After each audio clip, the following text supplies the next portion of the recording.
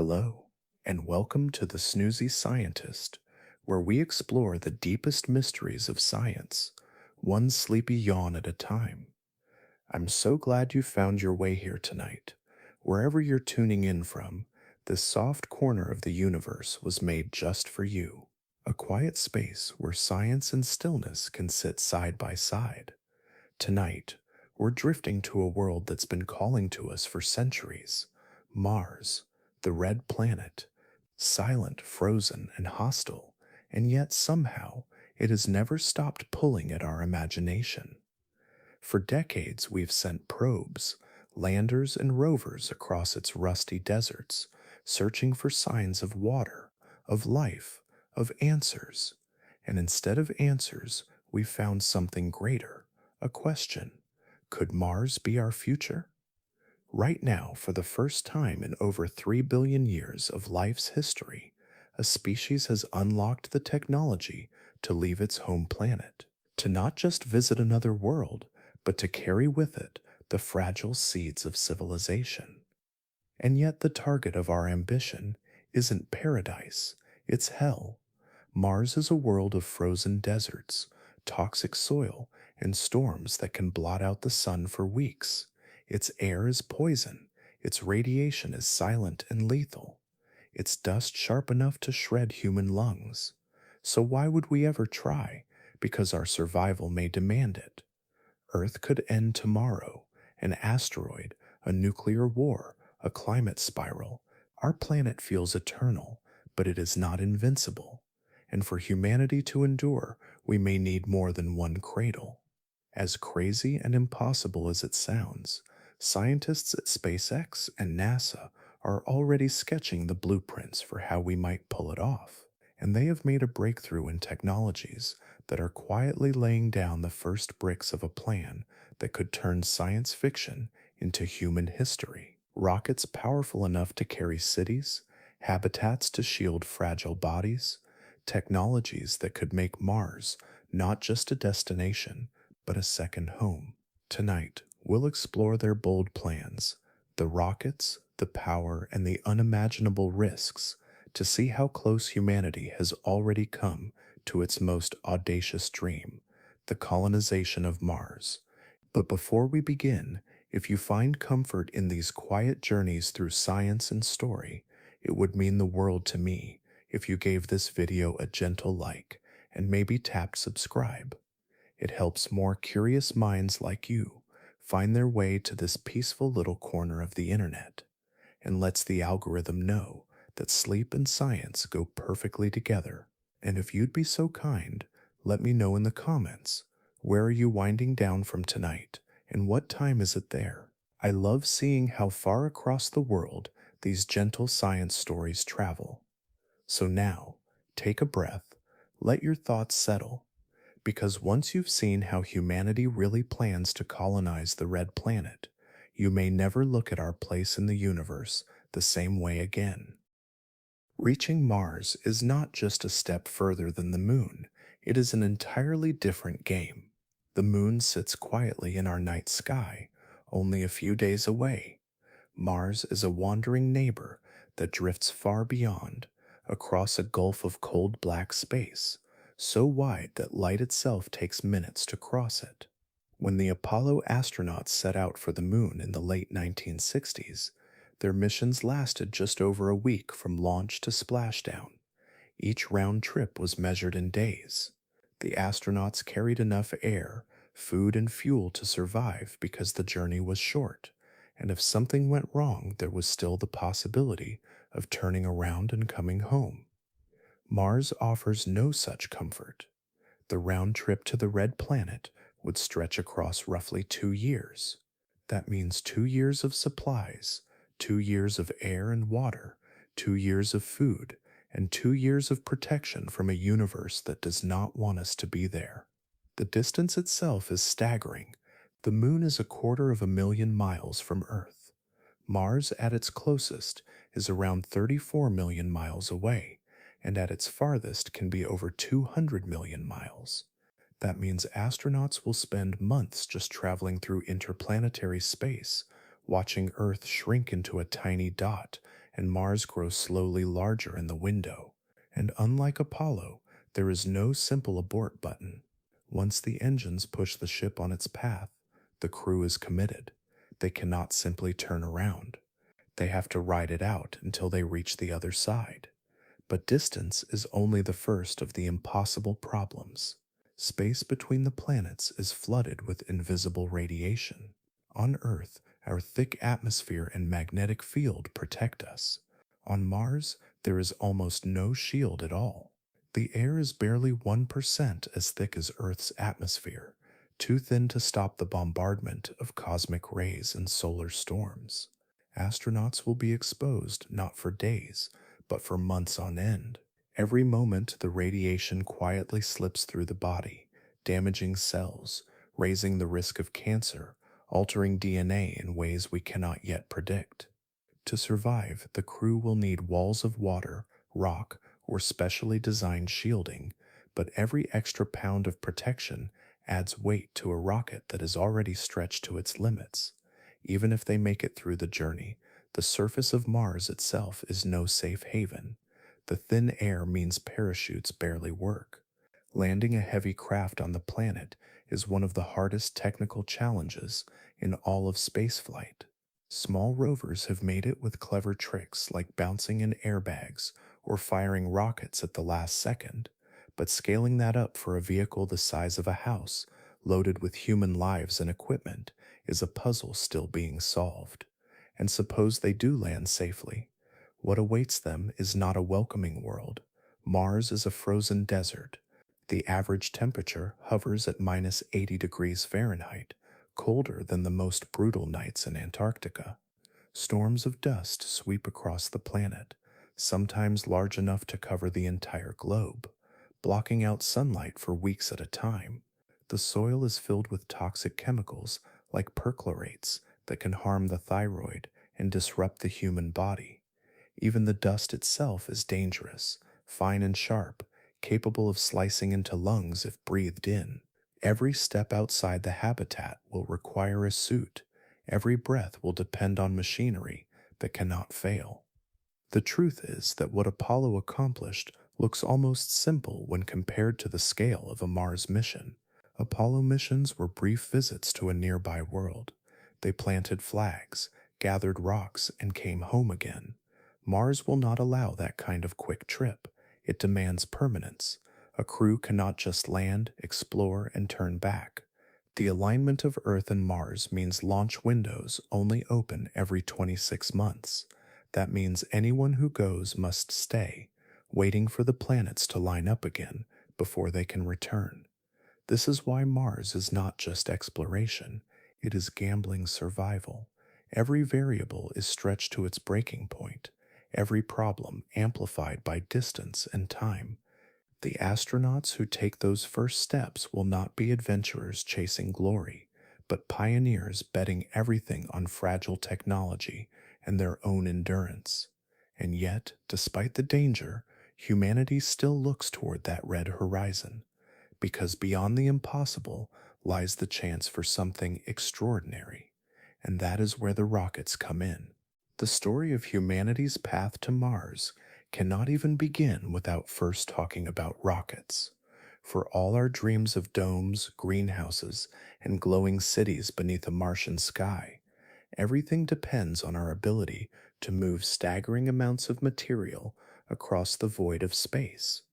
And this is where SpaceX's Starship steps forward, not as a single machine, but as a revolution in how humanity thinks about leaving Earth. Starship is unlike anything built before. Standing taller than the Statue of Liberty, this two-stage behemoth is designed to carry between 100 and 150 metric tons of cargo all the way to the Red Planet. To put that in perspective, the legendary Saturn V that carried astronauts to the moon could only place about 50 metric tons on its journey. Starship more than doubles that, and it is still only at the beginning of its evolution. This leap is not just about raw size, but about ambition.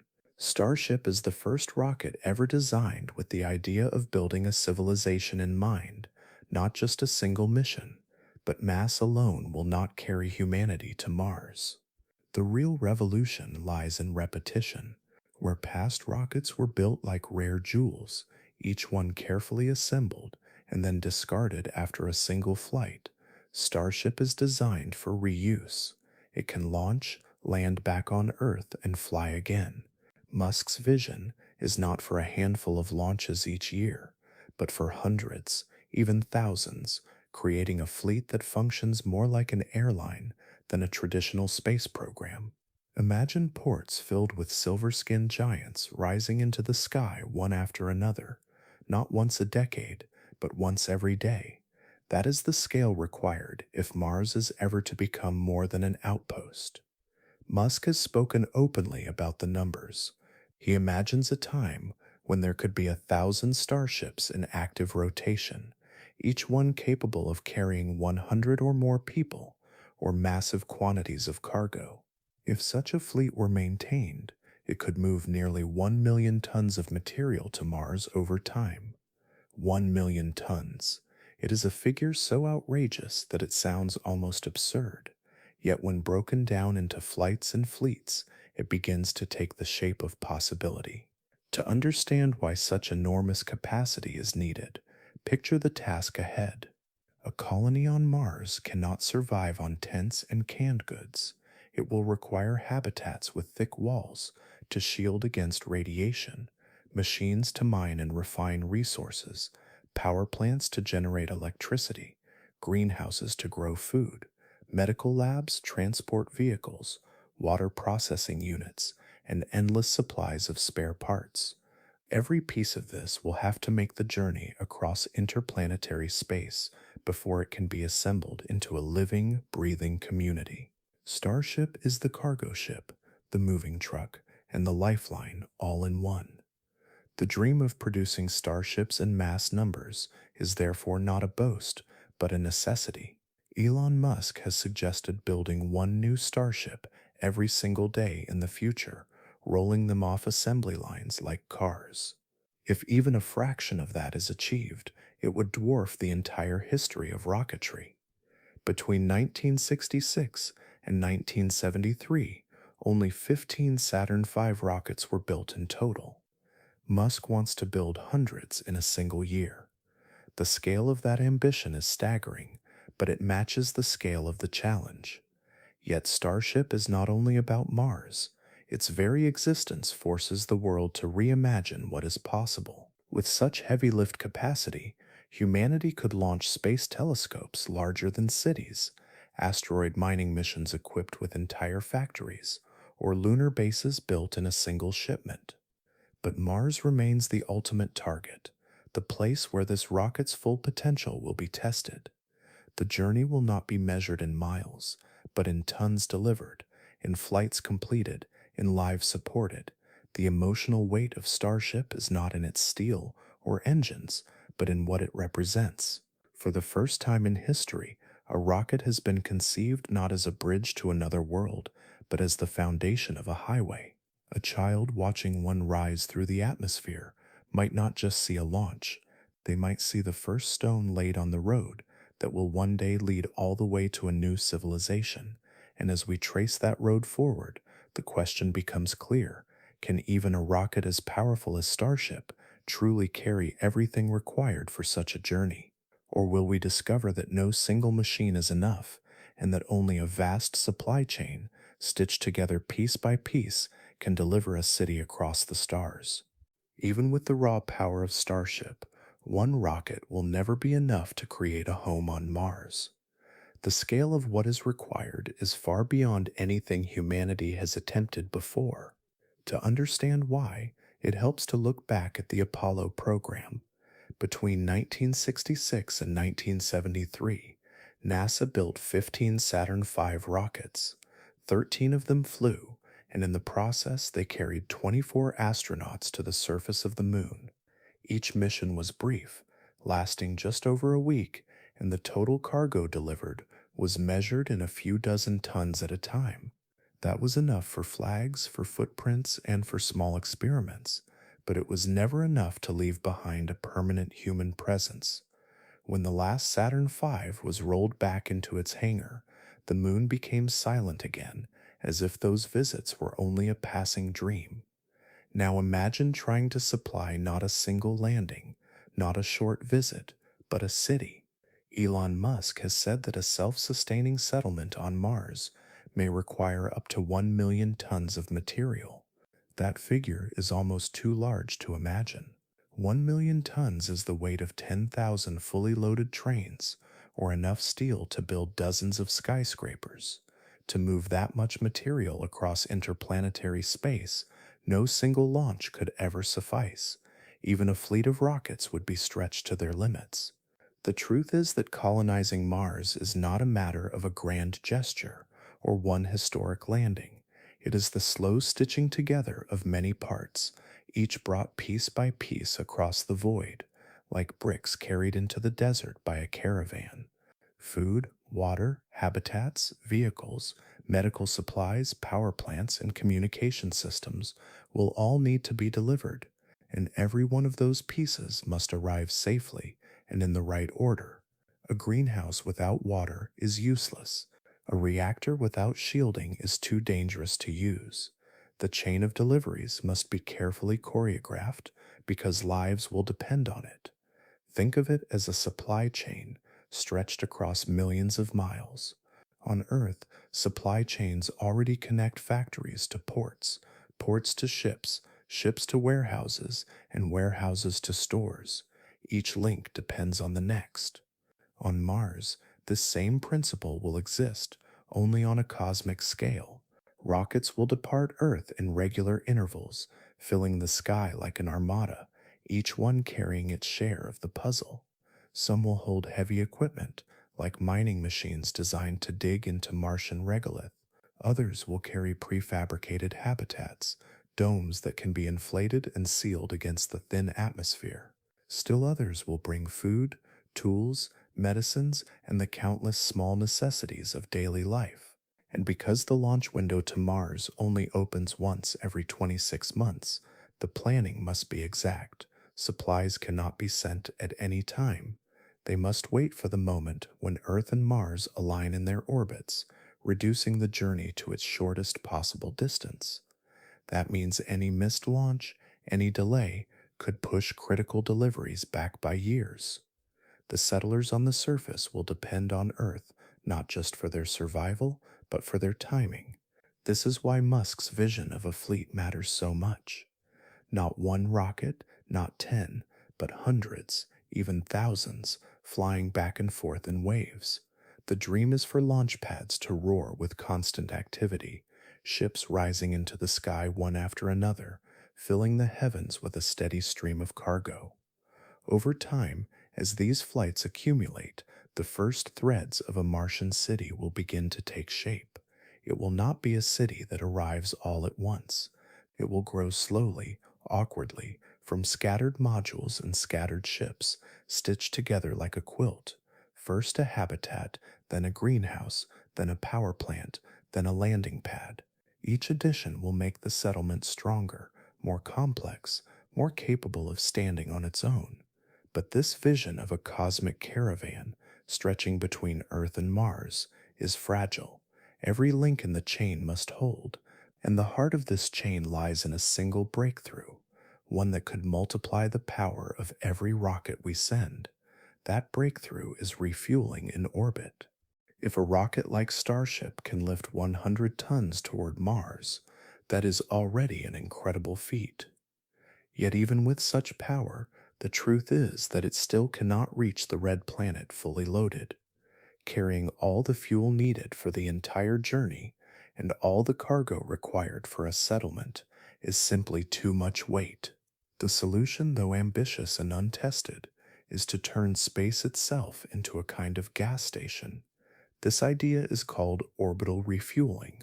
The plan is for a Starship to launch from Earth, carrying only part of its fuel tanks filled, leaving more room for cargo. Once in orbit, the ship would meet another Starship that has been converted into a tanker. The two would carefully dock, and fuel would be transferred from one to the other, just as an airplane might refuel in midair. Only in this case, the pumps and hoses are floating hundreds of miles above Earth, and the fuel is cryogenic, meaning it must be kept at temperatures colder than minus 200 degrees Celsius. That is where the challenge begins. On Earth, keeping fuel cold is difficult, but manageable with insulation and constant cooling. In space, the sun's rays can heat metal surfaces in seconds, while the shadow of Earth can plunge them back into deep cold just as fast. This cycle of heating and cooling makes it very hard to keep liquid oxygen and liquid methane from boiling away. The tanks must be designed with extraordinary insulation, and the transfer system must prevent bubbles, ice crystals, or leaks. Even the smallest mistake could waste thousands of liters of fuel or damage both ships. The docking itself is no small feat either. Two enormous machines, each the size of a skyscraper laid on its side, must approach one another in orbit with extreme precision. They must line up perfectly and hold steady while pumps push tons of liquid fuel between them. Astronauts will not be able to step outside to fix a frozen valve or patch a leaking pipe. Everything has to work as intended, controlled by remote systems and automation. If this can be achieved, though, the effect is transformative. With a full tank in orbit, a Starship could depart for Mars, carrying its maximum payload. Instead of wasting most of its lift capacity on propellant, it could bring habitats, rovers, food, water, and all the other materials that settlers will depend on. Multiply that by dozens of launches, and suddenly the amount of cargo reaching Mars is no longer a trickle, but a flood. The ability to refuel in orbit is what turns Starship from an impressive rocket into the backbone of a supply chain stretching across the solar system. Yet, with this opportunity comes risk. The entire system depends on a sequence of events working in harmony. One tanker must launch, then another, until perhaps half a dozen or more are circling Earth, ready to top off a single Mars-bound ship. Each docking, each transfer, each pump must succeed in turn. If even one step in the chain fails, the mission may collapse. A half-filled ship cannot simply depart for Mars and hope for the best. The margin of error is too small, the distance is too great. For the astronauts waiting on the surface of Mars, this chain reaction of launches and refueling is not just a technical detail. It is their lifeline. A shipment of food or medical supplies depends on every link holding strong. If a valve sticks or a tanker fails to reach orbit, the consequences ripple across millions of miles. Lives could hang in the balance depending on the outcome of a single frozen pipe. This is why engineers treat orbital refueling as one of the most critical steps in the plan to colonize Mars. Without it, the dream of delivering hundreds of tons of cargo becomes impossible. With it, the vision of cities on the red planet begins to take shape. And the stakes could not be higher, because every success brings humanity closer, while every failure threatens to stop the journey in its tracks. As fragile as this chain may seem, the hope is that once the technique is proven, it will open the door to something even greater. The ability to move freely between planets will depend on it, and from there, new challenges arise. Beyond fuel and flight lies the very nature of rockets themselves, and the uncomfortable truth that even at their best, chemical engines may not be enough. The idea of refueling in orbit makes it possible to move vast amounts of cargo toward Mars, but there is still a deeper problem, one that no supply chain can solve. It is the problem of speed. Rockets powered by chemical fuel, no matter how large or efficient, are reaching the very limits of what physics will allow. From the outside, a rocket may look like nothing more than a cylinder of metal with engines at the bottom. Inside, it is really just a tank filled with liquid oxygen and fuel, in Starship's case, liquid methane. When ignited, these two ingredients explode in a controlled burn, creating hot gases that are forced out of the engine's nozzle at incredible speed. This is what propels the rocket forward. For decades, chemical propulsion has been the only way we have ever reached space. It is powerful, reliable, and well understood, but it comes with a ceiling. The reason is buried in the physics of energy. Every chemical fuel, no matter how refined, carries only a certain amount of energy in its bonds. Once you are burning at near perfect efficiency, you cannot squeeze much more performance out of the reaction. Engineers can tweak designs, build lighter tanks, increase the pressure, and fine-tune engines, but at the end of the day, the limits are set by chemistry itself. And in the case of interplanetary travel, those limits are painfully clear. A journey from Earth to Mars using chemical propulsion takes around 8 to 9 months. That is nearly 3/4 of a year spent drifting through the void. For a machine, that is manageable. For a human body, it is a nightmare. In deep space, far from Earth's magnetic shield, astronauts are exposed to a steady drizzle of cosmic radiation. Every second, tiny particles from distant stars and violent solar storms pass through flesh and bone, damaging DNA and quietly mutating cells. In small doses, the body can repair itself. But month after month, the exposure builds up. By the time the ship approaches Mars, the crew may already carry genetic damage that increases the risk of cancer, neurological decline, and other long-term effects we still do not fully understand. Radiation is not the only danger. 8 months in zero gravity changes the body in ways that Earth cannot easily prepare us for. Muscles shrink without the resistance of gravity. Bones lose calcium, growing weaker and more brittle. Fluids shift upward, pressing on the eyes and altering vision. Even the heart itself, a muscle that has worked tirelessly since birth, can weaken. Astronauts on the International Space Station combat this with daily exercise, but those missions rarely last more than 6 months, and they are still within reach of Earth. On the way to Mars, there will be no quick evacuation, no chance for a return if the body begins to fail. Then there is the psychological burden. 8 months inside a confined ship, with only a handful of crewmates and the endless black of space outside the window, is an ordeal no simulation on Earth can fully mimic. Isolation, monotony, and the ever-present knowledge that help is millions of miles away will weigh on every mind. Even the strongest human spirit can bend under such pressure. And after all of that, survival is still not guaranteed. The ship must enter the thin atmosphere of Mars, land safely, and deliver its crew alive. The irony is painful. Even if we succeed at launching the largest rocket ever built, even if we master orbital refueling and deliver cargo in unprecedented amounts, the journey itself may break us.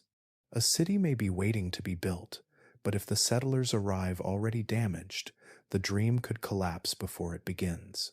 This is the quiet truth that hovers behind every bold announcement and glossy presentation. Chemical rockets can take us to Mars, but they cannot protect us from the journey. 8 months of exposure may leave astronauts alive when they step onto the red dust, but will they be healthy enough to endure the years of survival that follow? Even if we arrive, will anyone survive long enough to see the colony thrive? And this is why scientists have begun to look beyond chemistry. If we are to cross the gulf of space not only with cargo, but with fragile human lives, then we will need something faster, something more powerful, something that breaks free of the limits set by chemical bonds. Chemical propulsion can push us to Mars, but it pushes too slowly, leaving fragile human bodies adrift in radiation and weightlessness for nearly a year. To shorten that journey, engineers are looking at something far older and far more powerful than liquid methane and oxygen. They are turning to the atom itself. NASA has been exploring nuclear propulsion in one form or another since the 1960s.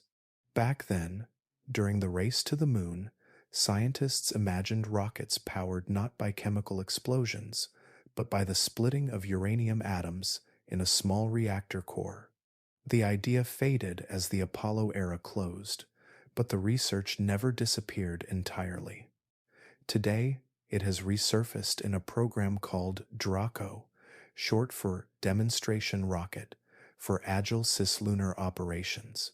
Behind the technical language is a simple but profound goal: to create a nuclear thermal rocket engine that could transform travel between Earth and Mars. A nuclear thermal rocket works differently from a chemical one. Instead of burning fuel and oxygen together, it uses a reactor to produce heat. The reactor sits at the center of the engine, splitting uranium atoms and releasing enormous energy. Into that core, engineers pump liquid hydrogen, one of the lightest and most efficient propellants known. As the hydrogen passes through the scorching reactor, it expands violently into gas. That gas is then blasted through a nozzle, creating thrust. The process is not much different from boiling water to make steam, except the kettle in this case is a miniature nuclear reactor, and the escaping steam is hydrogen moving at blistering speed. The advantage is in the efficiency. Chemical rockets are bound by the limits of combustion, but a nuclear thermal rocket squeezes out 3 to 5 times more thrust from the same amount of propellant. That efficiency translates directly into speed. Instead of taking 8 or 9 months to reach Mars, a nuclear-powered ship could arrive in just 3 to 4 months. Cutting the journey in half changes everything. Radiation exposure drops dramatically. Muscle and bone loss are reduced. Psychological strain is eased. The margin for survival widens. This is why NASA sees nuclear propulsion as its trump card. Where SpaceX brings the boldness of scale, promising fleets of starships built by the hundreds, NASA brings a technology that pushes past the limits of chemistry. It is a pairing that seems almost inevitable. On its own, SpaceX can build the vehicles, but it cannot access the nuclear fuel or the decades of expertise needed to handle reactors in space. On its own, NASA can design reactors and prove the science, but it lacks the mass production and the sheer audacity that Musk demands. Together, they may be able to combine the best of both worlds: old-school nuclear physics meeting new-school rocket manufacturing. Still, the path is not simple. Nuclear propulsion carries its own heavy challenges. The reactor must be small enough to fit on a rocket and light enough to fly, yet powerful enough to sustain thrust for months. Shielding must protect the crew from radiation leaking from their own engine. The liquid hydrogen must be stored at temperatures near absolute zero, insulated against the heat of both the sun and the reactor it feeds. And of course, nuclear fuel is not something a private company can easily experiment with. Handling enriched uranium is tightly regulated, and only government agencies like NASA and the Department of Energy can realistically bring it into spaceflight. Yet the progress is real. Prototypes have been built in the past, and in recent years, NASA has begun new designs with hopes of testing a working nuclear engine before the decade ends. If those tests succeed, the implications reach far beyond Mars. A ship powered by a nuclear reactor could cruise through the solar system with ease, reaching outer planets, moons, and asteroids that chemical rockets could never approach efficiently. For the settlers who dream of Mars, though, the benefit is immediate. A voyage that once demanded nearly a year of danger could be shortened to a season. The odds of arriving healthy, with enough strength to work and survive, rise significantly. The settlers would step onto the red dust with less damage to their cells, their bones, and their minds. The dream of not just arriving, but thriving, grows stronger And so, as plans for fleets of starships grow bolder, this nuclear trump card sits quietly in the background, waiting for its moment. The future of interplanetary travel may rest not only on the fire of chemical rockets, but on the hidden furnace of an atomic heart. From there, attention turns again to the first steps of the plan. Before humans take that shorter journey, cargo must pave the way.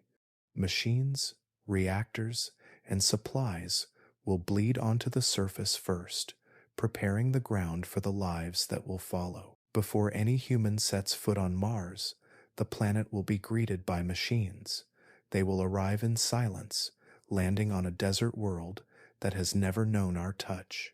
These machines will be the first pioneers, carrying the tools and foundations for survival. Long before astronauts gaze up at a Martian sky, robots, reactors, and mining bots will be struggling against the planet's hostility, bleeding metal and energy to carve out the beginnings of a home. The reason is simple. Human life is fragile. We cannot breathe Martian air. We cannot drink its frozen water without processing it. We cannot step outside without protection, but machines can. They do not need oxygen. They do not need food. They do not panic when dust storms roll across the horizon. They can work endlessly, hour after hour, in conditions that would kill us in moments. Sending them first is not just efficient, it is the only option. Among the first payloads will likely be small nuclear reactors. Power is the most essential resource of all. Solar panels, while useful, are unreliable on Mars. The sun is weaker there than on Earth, and dust storms can blot it out for weeks. Without constant power, habitats cannot stay warm, water cannot be melted from ice, and oxygen cannot be extracted from the thin carbon dioxide atmosphere. A compact reactor, designed to run for years, would arrive on robotic landers and begin quietly humming beneath the red sky, providing the energy backbone for everything that follows. Mining bots will be sent as well. They will claw at the frozen soil, searching for the hidden ice deposits buried just beneath the surface. That ice is not only drinking water for future settlers, it is fuel. Through chemical processes, the hydrogen and oxygen locked in Martian ice can be separated and transformed into propellant. This is how rockets on Mars will eventually launch back to Earth. Without it, every drop of return fuel would have to be carried from home, an impossible burden. These early machines will be digging not just for survival, but for freedom. Then come the construction robots. They will roll down from cargo bays and begin laying out landing pads, because without stable pads, every arriving ship kicks up clouds of fine dust that can damage engines and smother equipment. They will assemble the skeletons of greenhouses, inflate protective domes, and perhaps even 3D print shelters from Martian regolith. These structures will not look like the glowing cities of science fiction. At first, they will be crude, industrial outposts scattered across a bleak horizon, but they will serve as a promise, a foothold in alien soil. The hardest part of all is getting these giant payloads down through the Martian atmosphere. Mars has just enough air to cause problems, but not enough to make things easy. On Earth, parachutes slow a spacecraft to a safe landing. On the Moon, no air exists, so rockets alone can control descent. Mars is cruelly balanced in between. Its atmosphere is too thin for parachutes to slow heavy vehicles, yet too thick to ignore.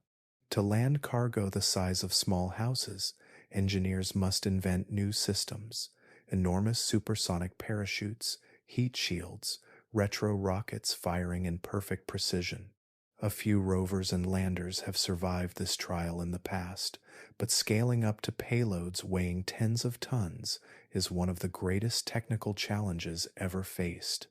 Each descent will feel like rolling dice against physics itself. When the first waves of machines touch down, some may fail. A reactor may crack on landing. A mining bot may stall in the dust. A dome may collapse before it inflates.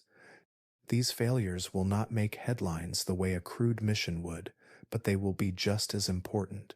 Our machines will bleed first. They will absorb the punishment of trial and error, teaching engineers what works and what does not, long before any human life is at stake. And with each success, the skeleton of a future settlement will take shape. A reactor humming, a water pump trickling, a landing pad waiting for the next arrival. Piece by piece, Mars will transform from a silent wasteland into a staging ground for humanity. Only then, when the machines have softened the ground and lit the first lamps of power, will astronauts follow. And the moment they do, the barren plain will become something else entirely, a place where humanity's first outpost beyond Earth begins to breathe. Once the first waves of cargo ships and machines have prepared the ground, humanity will finally take the next step. A crew of astronauts will descend through the thin Martian sky, landing on a world that no human has ever touched. But when their boots press into the red dust, they will not wander freely or breathe the alien air. Their task is not to explore, but to build. They will begin laying the foundations of what is sometimes called Mars Base Alpha, the very first outpost of our species beyond Earth. The site of that outpost will not be chosen at random. Mars is a vast planet stretching across deserts, mountains, and valleys. Some regions are too dry, others too stormy, and many too far from resources. The most valuable resource of all is water, locked away as ice beneath the soil. Without it, nothing is possible. Water provides drinking supply, it feeds crops in greenhouses, and when broken into hydrogen and oxygen, it becomes rocket fuel.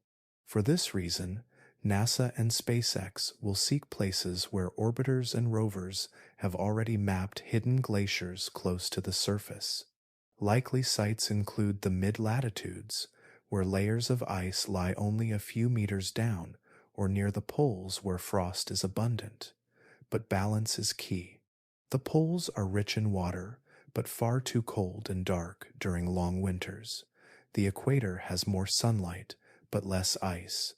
Somewhere between those extremes, the first colony will carve its fragile foothold.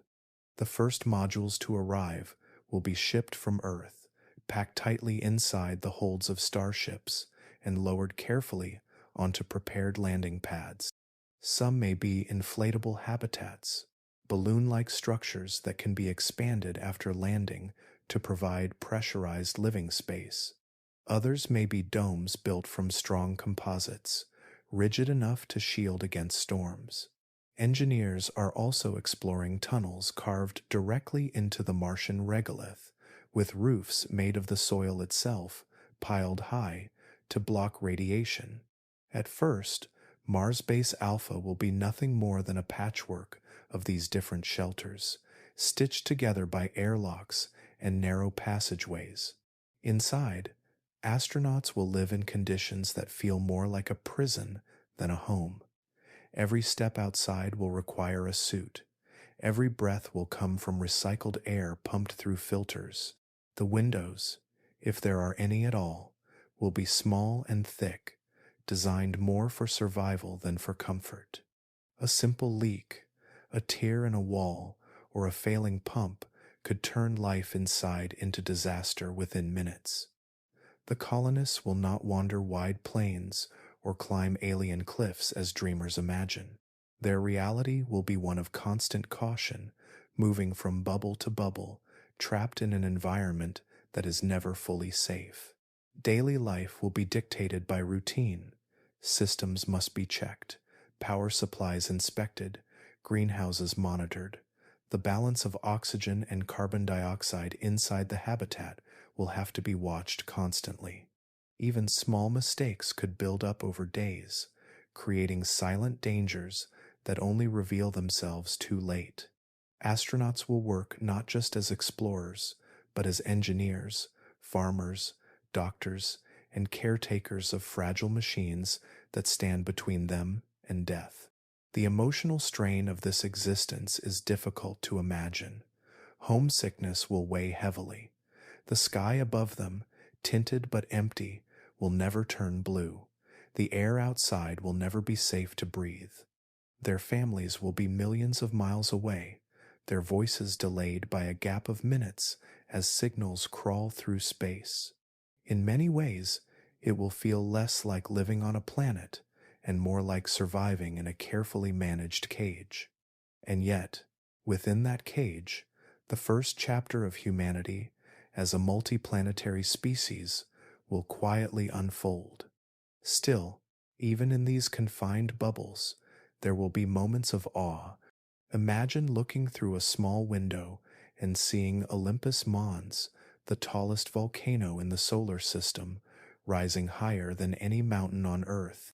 Imagine standing inside a dome and watching a dust storm crawl across the horizon like a wall of red fog.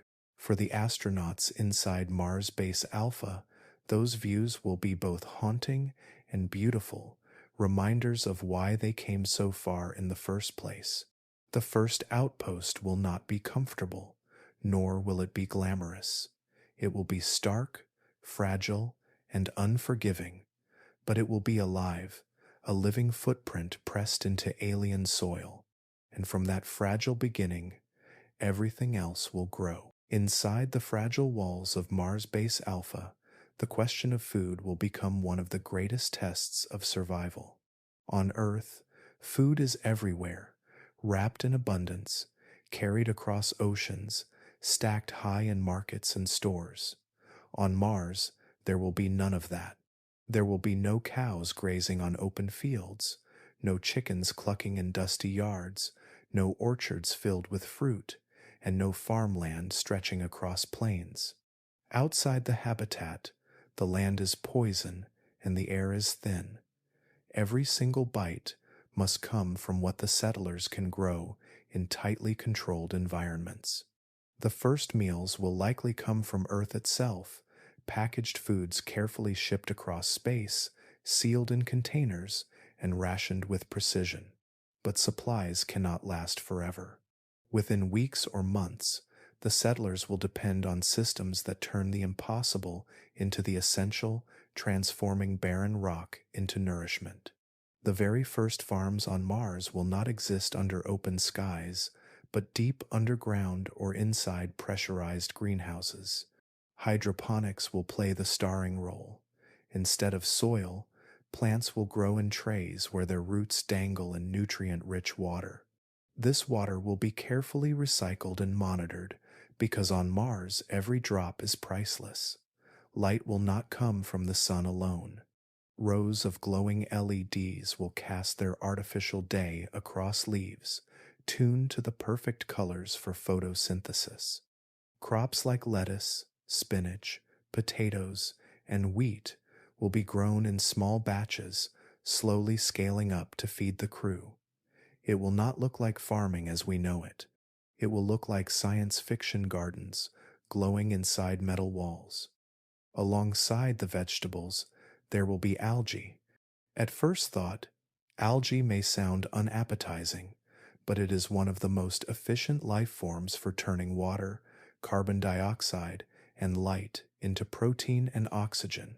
It can grow in tanks stacked high, bubbling like green soup, providing essential calories when more traditional crops fall short. Algae can also be processed into powders and pastes, hidden inside other foods to boost nutrition. For a crew struggling to survive millions of miles from Earth, this humble organism may be the difference between life and death. But human bodies crave more than plants. Protein will be essential, and on Mars, there will be no space for herds of animals.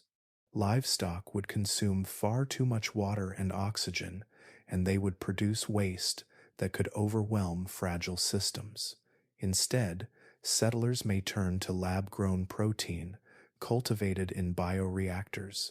These machines can take cells from fish, chicken, or beef and grow them into edible tissue without ever raising a living animal.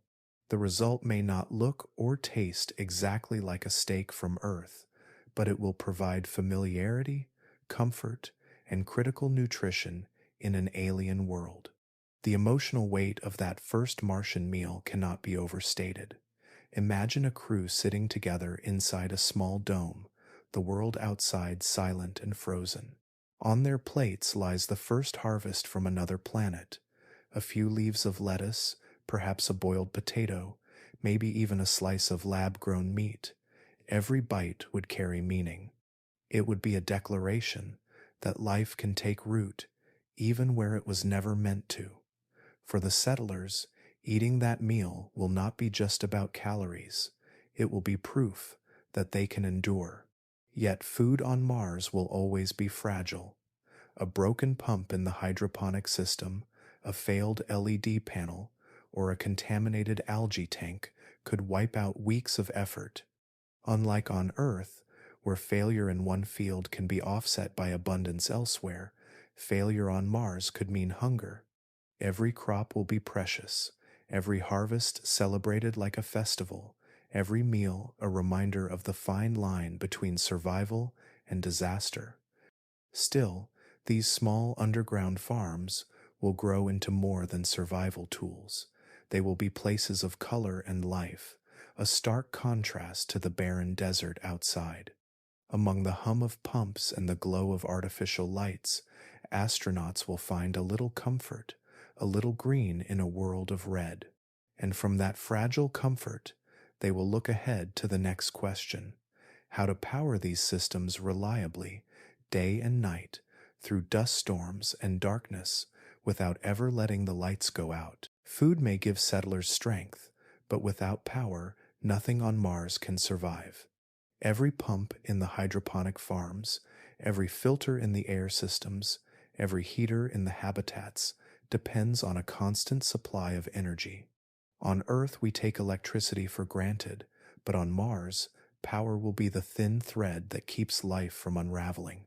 Choosing how to generate that energy is one of the most important decisions humanity will ever make in space.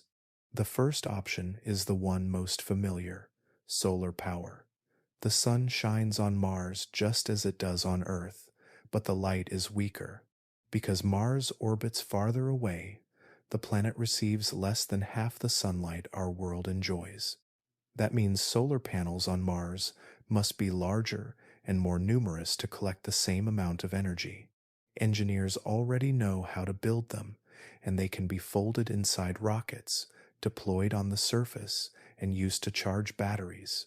For early missions, solar will likely provide the first watts of power, feeding lights and instruments until larger systems arrive. But solar power has limits, and on Mars those limits are unforgiving. The days are longer, about 24.5 hours, but nights bring deep cold and absolute darkness.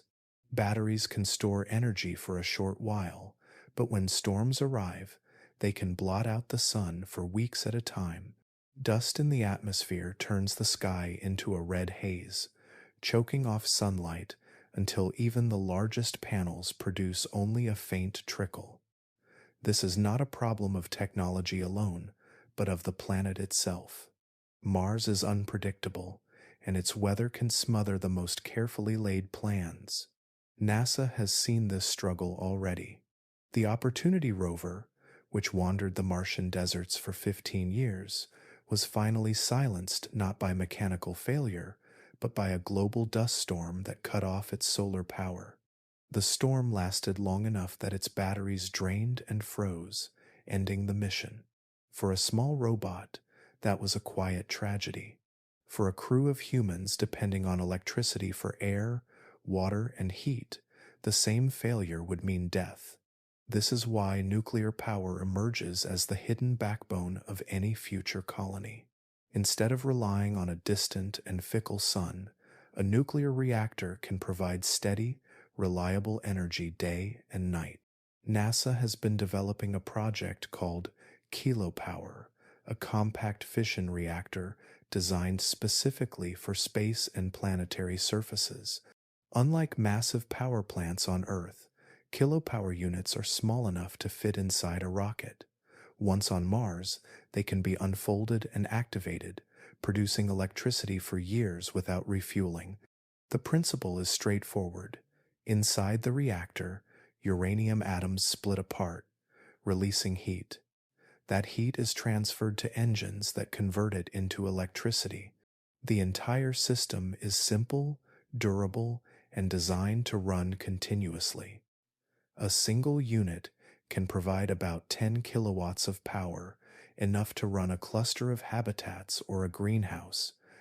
Multiple units can be linked together to scale up as the colony grows, eventually powering entire settlements. The beauty of nuclear power is its indifference to weather. A dust storm may rage outside, filling the sky with red fog, but deep inside the reactor core, the chain reaction continues without interruption.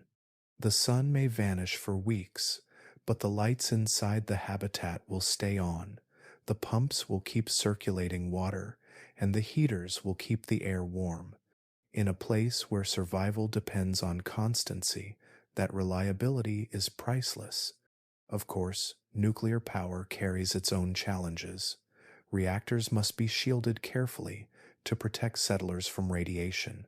They must be cooled properly to prevent overheating. Launching them from Earth requires extreme care, since accidents in the atmosphere could spread dangerous materials. But compared to the certainty of solar failure during storms, these risks are manageable. With decades of nuclear engineering experience already behind us, NASA believes that kilopower can be the cornerstone of Martian energy. For the settlers, knowing that a reactor is humming quietly in the background will bring comfort. The glow of lamps in the hydroponic gardens, the gentle hum of air systems, and the warmth of their shelter will all trace back to that hidden core of fission. It will not be dramatic, not like a rocket lifting off, but in its quiet way, it will be the beating heart of the colony. And with power secured, attention can turn outward again.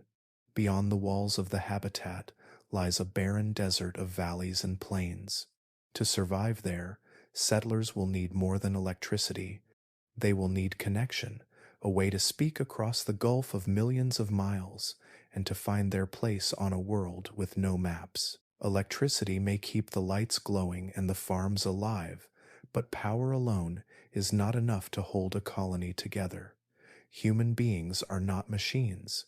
We need connection. We need to speak, to send, to share. On Earth, this need is satisfied so easily that we forget how extraordinary it is. A phone call travels through towers and satellites in a blink. A message can circle the globe in seconds. On Mars, nothing will be so simple. A colony without communication would feel like a prison cut off from the world, its people stranded in silence under a red sky. To solve this, engineers are planning to give Mars its own web of satellites, very much like the Starlink constellation that SpaceX has been building around Earth. On our planet, tens of thousands of small satellites already orbit in carefully arranged shells, linking together to provide internet to the most remote corners of the world. That same idea can be copied for Mars, scaled down to orbit its smaller globe. A Martian Starlink would do more than just provide Wi-Fi. It would be the nervous system of the colony, carrying signals from rover to habitat, from greenhouse to control center, from astronaut to Earth. Imagine stepping out of a pressurized habitat onto the surface of Mars. You climb into a rover to explore a ridge miles away. Without satellites overhead, you could quickly vanish into radio silence, cut off from the base with no way to call for help. With a Starlink-style system in orbit, your rover's antenna can lock onto a satellite, bouncing signals across Mars until they return to your outpost. This is more than convenience, it is safety. It is life support written in code and signal. The same constellation can also create a Martian version of GPS. On Earth, we take for granted that a phone can tell us where we stand with pinpoint accuracy, guided by satellites whispering from space. Mars has no such system yet, but once a network of satellites is deployed, astronauts will know their precise location even in dust storms when the horizon disappears. Navigation is not a luxury on Mars. With the wrong turn, a rover can become lost in endless plains, its crew doomed. A Martian GPS could mean the difference between rescue and ruin. Of course, the colonists will want more than maps and safety. They will crave connection with Earth, with families waiting across the gulf of millions of miles. Messages will still crawl through the void at the speed of light, taking anywhere from 4 to 20 minutes to cross the distance.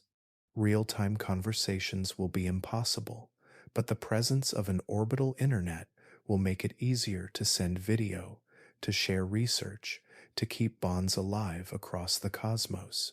A parent on Mars might record a bedtime story, beam it across space, and hours later, a child on Earth might hear their voice. Those small comforts will be priceless.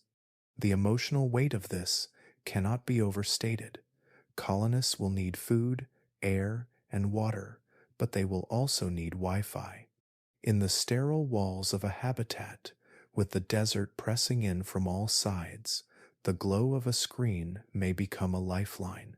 Watching a movie streamed through satellites, opening a message from home, even scrolling through photos will remind them that they are not entirely alone. In many ways, communication will be the bridge that keeps their humanity intact. But building such a network on Mars will be a challenge of its own. Every satellite must be launched, deployed, and maintained in a sky that has never been filled with human technology before. Dust storms may interfere, solar radiation may damage circuits, and the sheer distance from Earth will make repairs difficult. Yet the payoff is too vital to ignore. A colony without communication is vulnerable. A colony with its own internet, its own GPS, and its own satellites gains not just survival, but freedom. With power and connection secured, the stage is set for something historic. The world will be watching when the first ships carrying human beings finally descend, when the hatch opens and a figure steps down into red dust. That single moment, a boot pressing into alien soil, will mark the next chapter of humanity's story. With power secured and satellites circling overhead, the stage is finally set for the most daring step of all. For years, machines have bled and prepared the ground. Reactors have been lowered into place, greenhouses inflated, and landing pads carved into the dust. Now the waiting ends. The world is ready to watch as the first crew of human beings makes their way to Mars.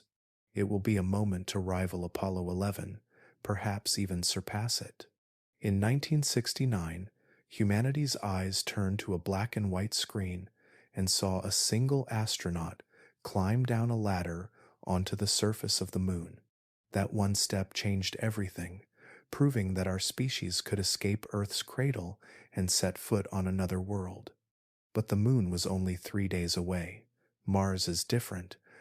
This time, the distance is measured not in days, but in months, not in hundreds of thousands of miles, but in hundreds of millions. When the time comes, a fleet will not be required. The first landing will likely be carried out by 2 ships, each carrying a dozen astronauts. 24 souls in total will be entrusted with the greatest leap humanity has ever taken. Their ships will glide through the Martian atmosphere on carefully tested shields, their engines firing in perfect harmony to slow their descent. The atmosphere will glow around them, a fiery reminder that Mars does not give up its surface easily. The world will watch from Earth, more than 1 billion people glued to their screens, as these two fragile vessels try to settle onto alien ground. Inside the cabins, the astronauts will feel the weight of history pressing as heavily as the straps across their shoulders. For months, they have endured the silence of space, the endless hum of life support, the long delay in messages from home. Now, as their ships shudder and creak against the atmosphere, they will be seconds away from transforming their suffering into triumph. Their hearts will race, not only with fear, but with awe, because they will know that their names will be remembered forever. When the engines cut off and the dust settles, silence will fall again, the hatches will open, ladders will be lowered into red air that no human has ever breathed. And slowly, carefully, the first astronaut will climb down. The cameras will be ready. 1 billion hearts on Earth will beat in unison as a single boot presses into Martian soil. The world will hold its breath, and when that footprint sinks into the red dust, the silence will shatter. Tears will fall across continents, cheers will echo in cities and towns, and somewhere inside the helmets of those astronauts, quiet sobs of joy will be hidden behind the static of radio transmissions. It will be more than symbolism. That footprint will be proof that human beings can endure the months of space, can survive the descent, and can begin a new life in a place that has never known life before. The first astronaut may not speak words as famous as those from Apollo 11, but their silence will be just as powerful. For the people watching, it will feel like humanity itself has taken its next breath. As more astronauts step onto the surface, the scene will grow surreal. 24 figures in white suits will move slowly across the dust, testing equipment, planting instruments, and setting markers. Their shadows will stretch long against the horizon. Behind them, their two ships will gleam like towers of silver, the first machines of Earth standing tall in the thin Martian air. For the settlers themselves, the moment will be overwhelming. They will look up and see a sky that glows red, a sun smaller and weaker than they have ever known, and a horizon so wide that it seems endless. But the landing is not the end. It is the beginning. Those astronauts will not be explorers on holiday. They will not plant a flag and return home. They will be stepping directly into survival, carrying with them the responsibility of proving that life can take root in this frozen desert. Every movement after that first footprint will carry the weight of billions of people, all waiting to see if Mars can truly become a second home. And from that single step, the daily reality of life in a bubble will begin. The first steps on Mars will be filled with wonder, but once the excitement fades, reality will close in quickly. Life on the red planet will not be about wandering across vast horizons or building cities under the open sky. At least in the beginning, it will be about survival inside fragile bubbles of air and steel. Astronauts will wake each day inside habitats where everything is controlled, measured, and recycled. The air they breathe will have passed through filters countless times. Every molecule of oxygen will be tracked, balanced carefully against carbon dioxide, with alarms ready to sound if the mix tips too far in either direction. Water will be recycled too. Every drop from sweat, from washing, even from the air itself will be captured, cleaned, and returned to the system. Nothing can be wasted. On Earth, you can open a window and feel a breeze. On Mars, there are no breezes, only fans humming to keep stale air moving through ducts. Each time the astronauts step outside, they will need to climb into suits. These suits will not be lightweight uniforms. They will be bulky, pressurized shells carrying their own oxygen supply and shielding their bodies from the cold and radiation. Putting one on will take time, and once sealed inside, every task will feel slower and heavier. Outside, the world will stretch endlessly, but every step will be limited by the suit's air supply. Returning to the habitat before the clock runs out will be an unbreakable rule. Isolation will shape life as much as machinery. Inside the habitats, astronauts will share tight spaces with no privacy.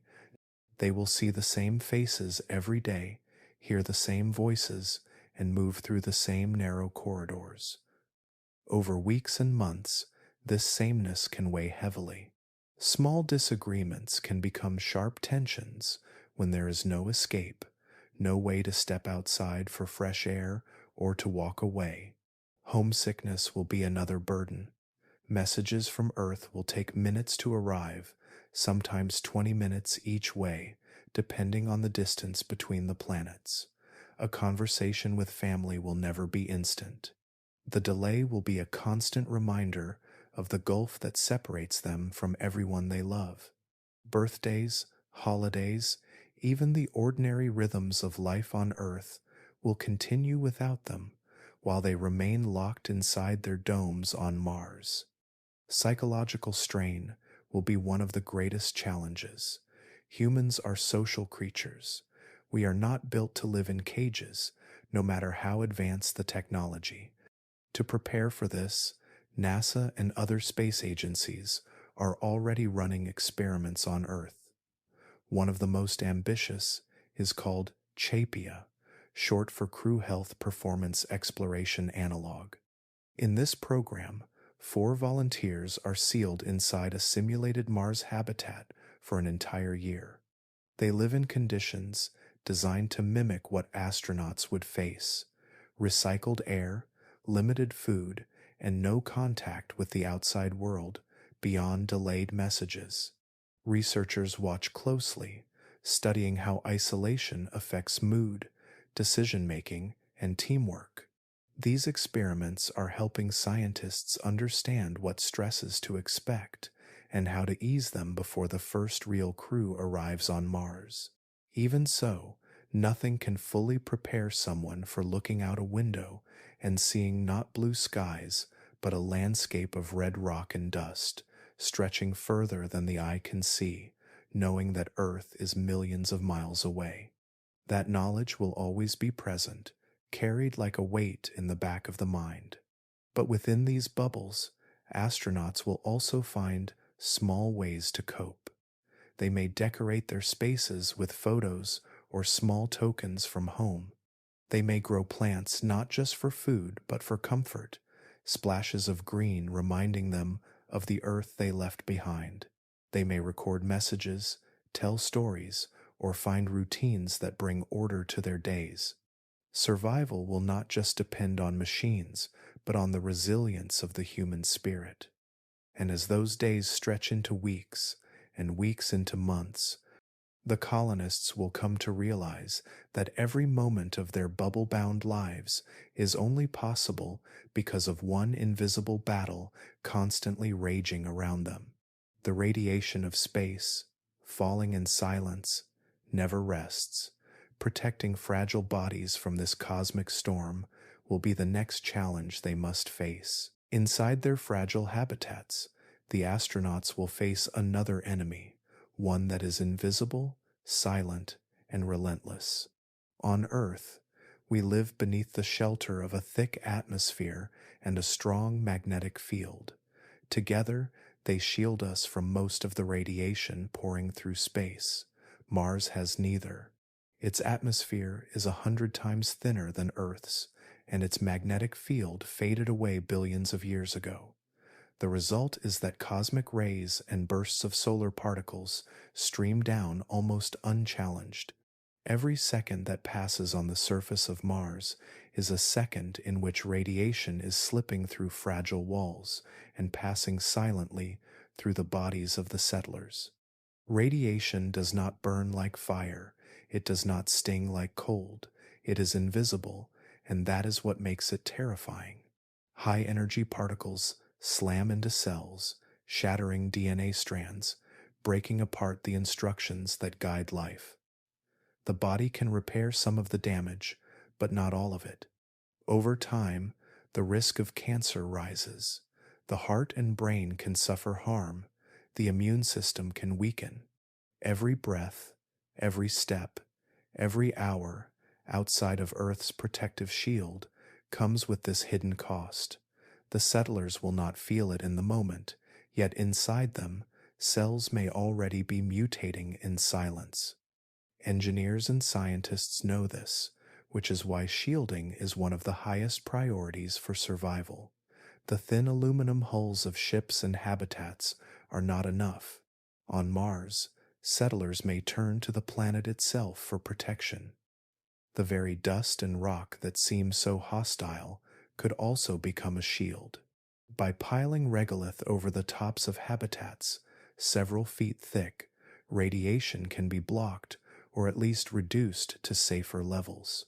It is crude, but it works, and machines will likely begin the task long before humans arrive, covering domes and tunnels with layers of Martian soil. Another option is water, not just to drink, not just to grow crops, but as a living wall of protection. Water absorbs radiation effectively. Tanks of it can be built into the walls of habitats, forming a barrier between astronauts and the cosmic storm outside. Some designs even imagine surrounding sleeping quarters with water-filled walls, so that during the long hours of rest, the crew will be wrapped in a cocoon of protection. In a world where every second matters, these hidden shields may save lives. Even with these defenses, exposure is inevitable. Outside the habitats, spacesuits can only provide limited shielding. Astronauts who venture out to explore or to work on machines will always be at risk. Every excursion must be timed carefully, monitored for radiation spikes, and planned with the knowledge that there is only so much the human body can endure. The settlers will learn to measure not just distance and time, but doses, keeping a careful tally of how much radiation each person has absorbed. The emotional toll of this constant awareness will be heavy. It is one thing to battle an enemy you can see. It is another to know that danger is pressing in from all sides, silent and unseen. For the colonists, every moment on Mars will carry that weight.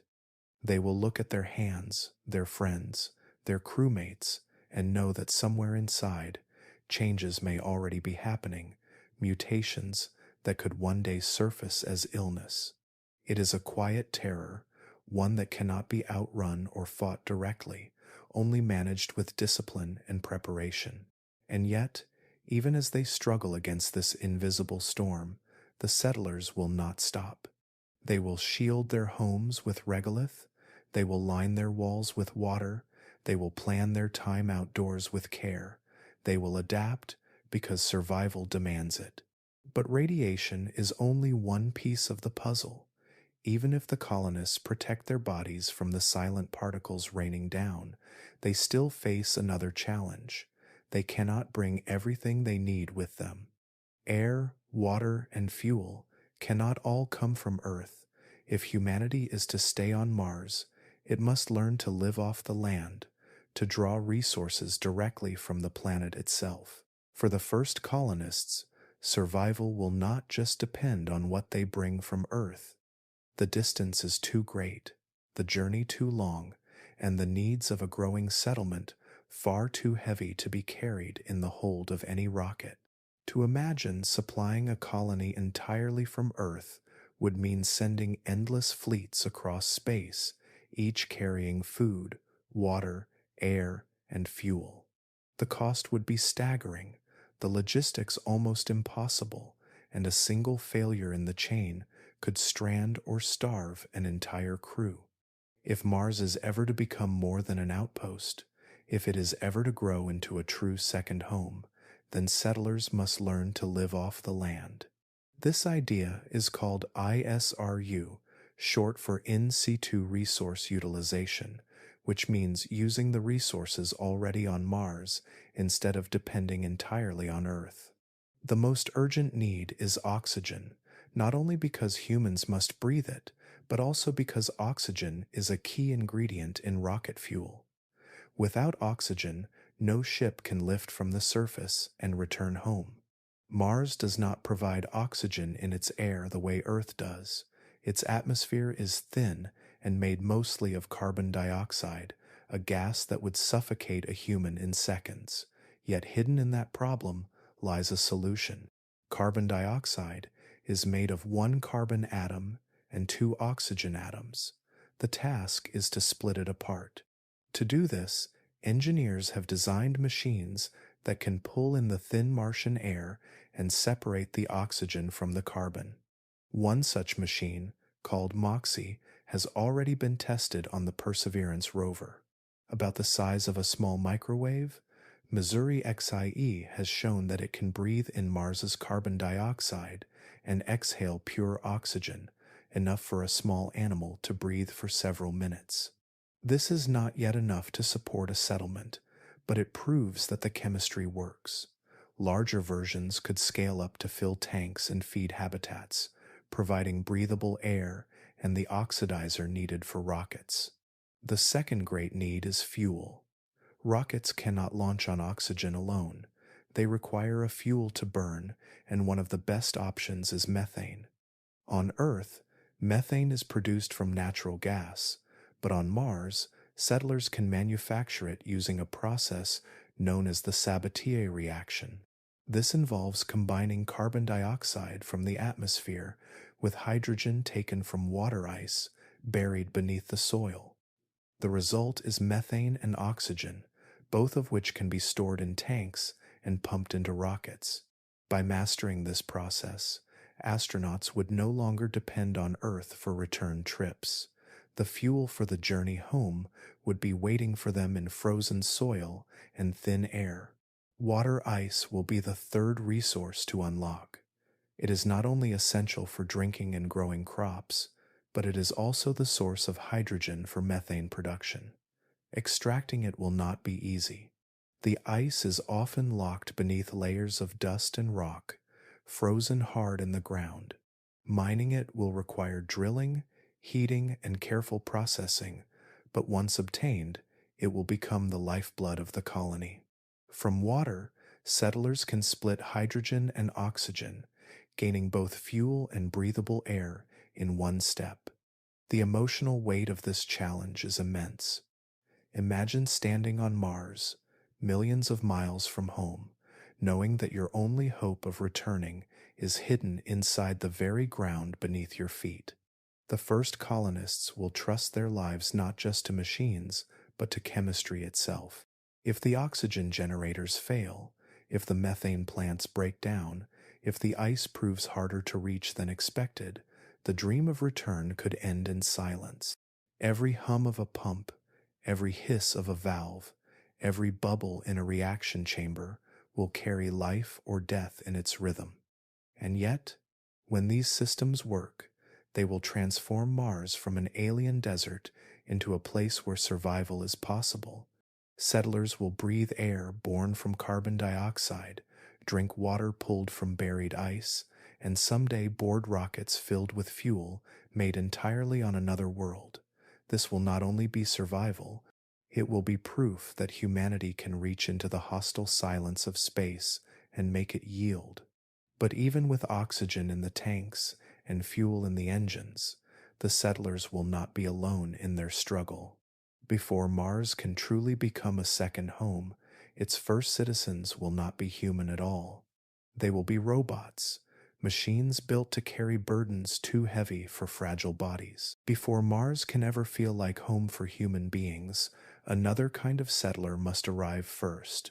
They will not breathe, they will not sleep, and they will not fear the endless silence of the red desert. They will be machines, constructed with purpose, programmed with precision, and designed to do the work that fragile human bodies cannot endure. These robots will be the first citizens of Mars. They will arrive long before the astronauts step down from their ladders. Cargo ships will open their hatches and roll them onto the dust.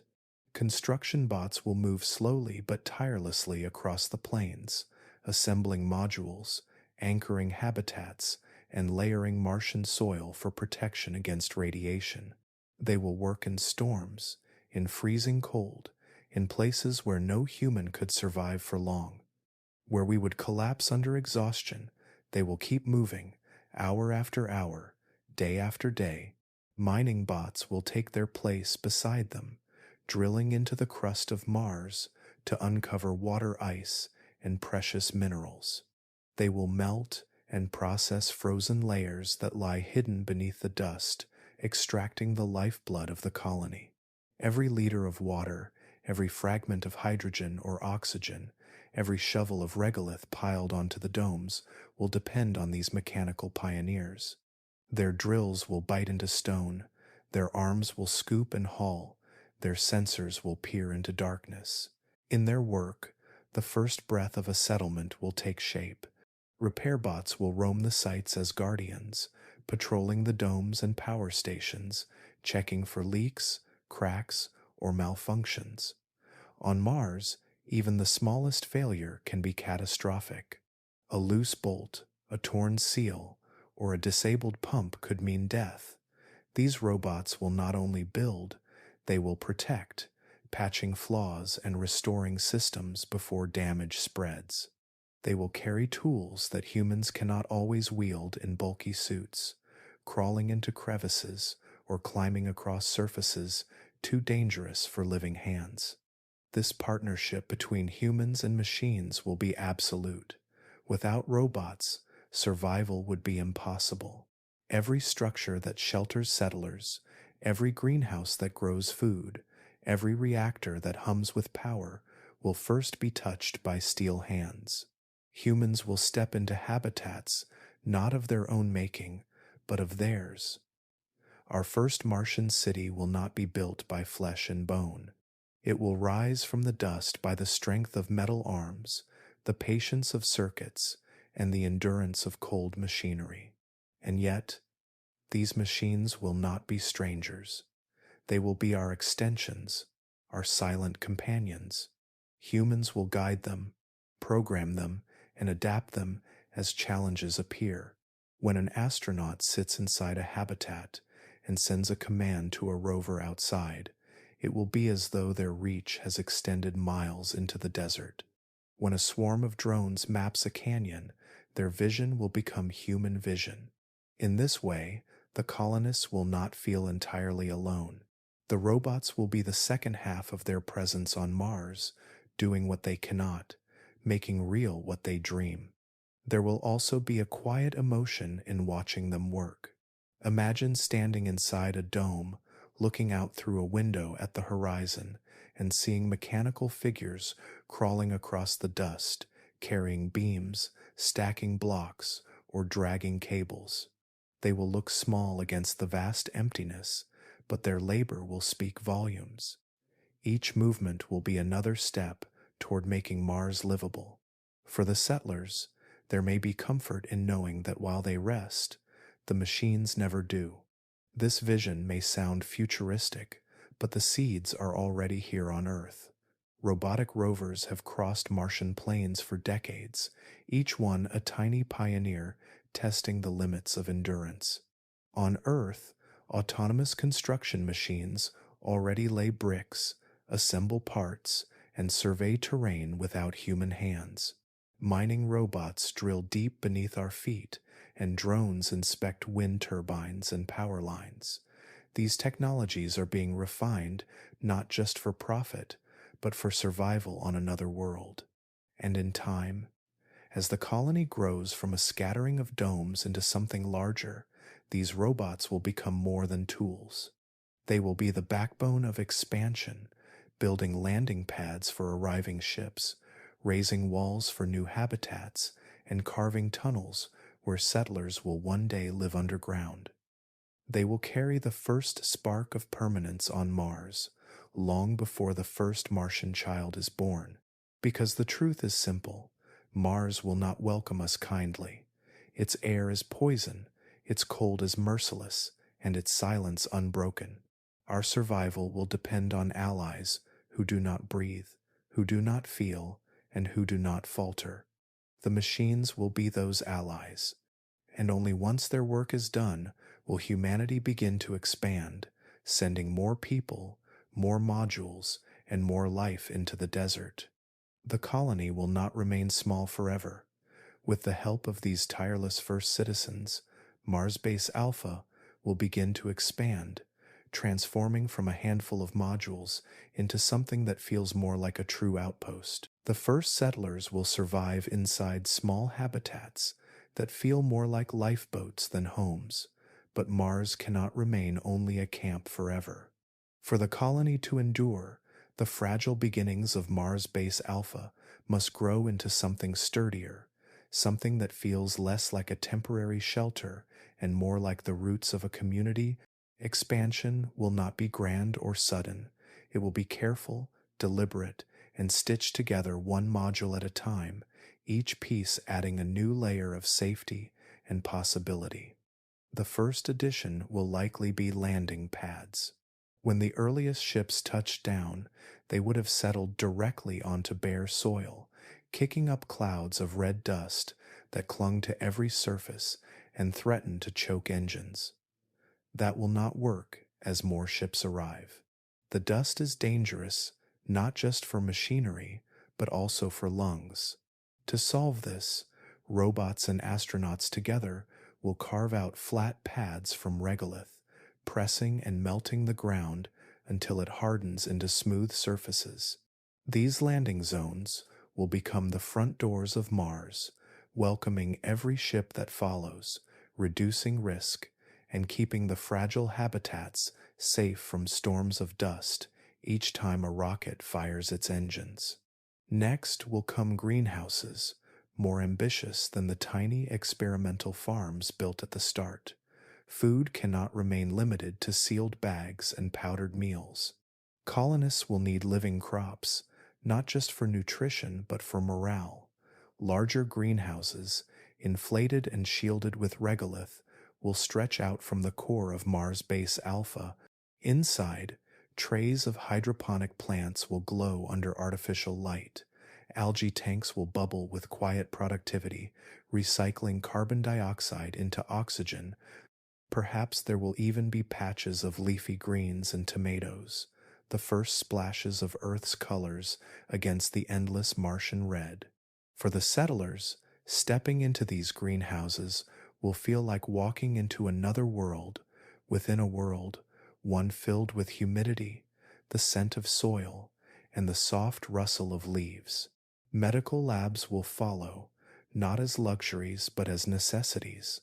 On Mars, even a simple illness could spiral into disaster without proper care.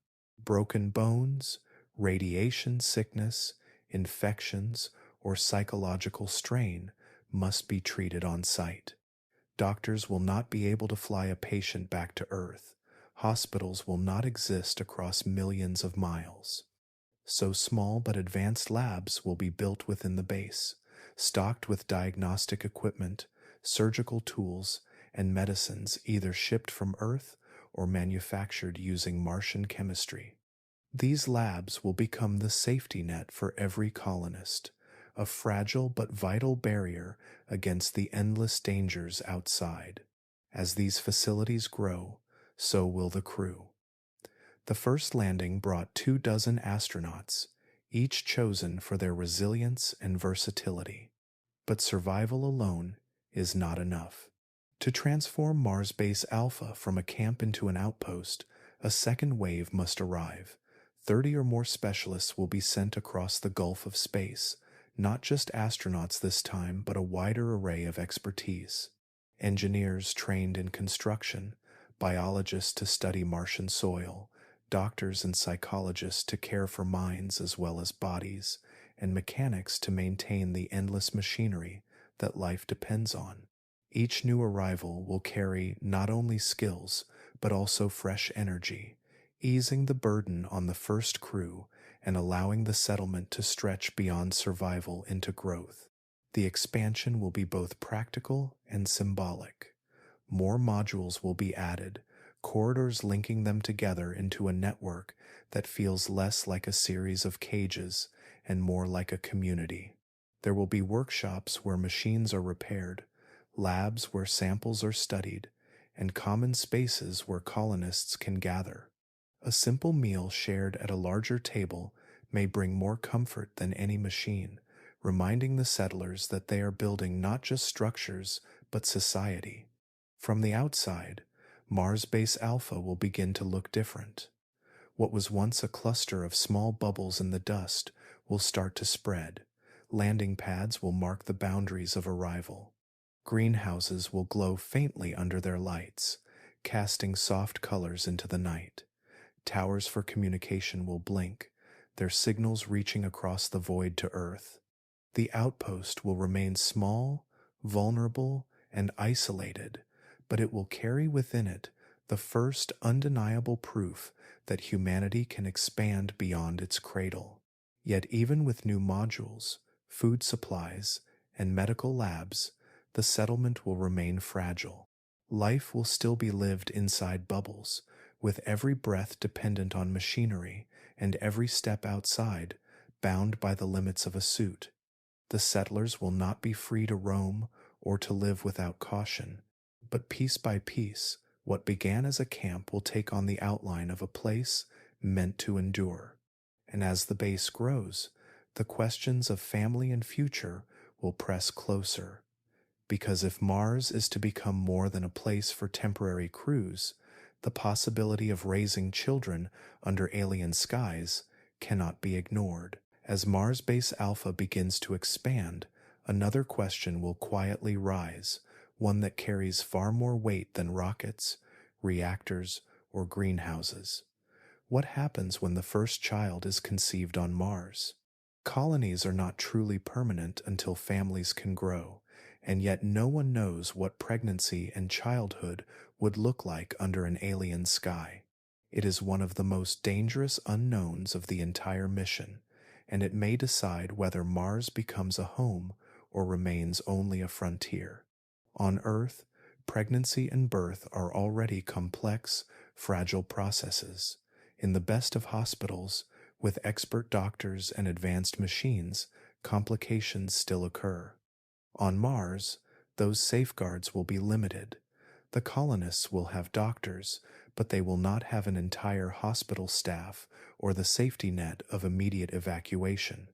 A medical emergency during childbirth could mean life or death with no backup. The very idea of a Martian pregnancy carries risks unlike any humanity has ever faced. Then there is gravity itself. Mars has only about 1/3 the gravity of Earth. Our bodies evolved to grow, stretch, and strengthen under Earth's steady pull. A baby developing in the womb on Mars would not know that pull.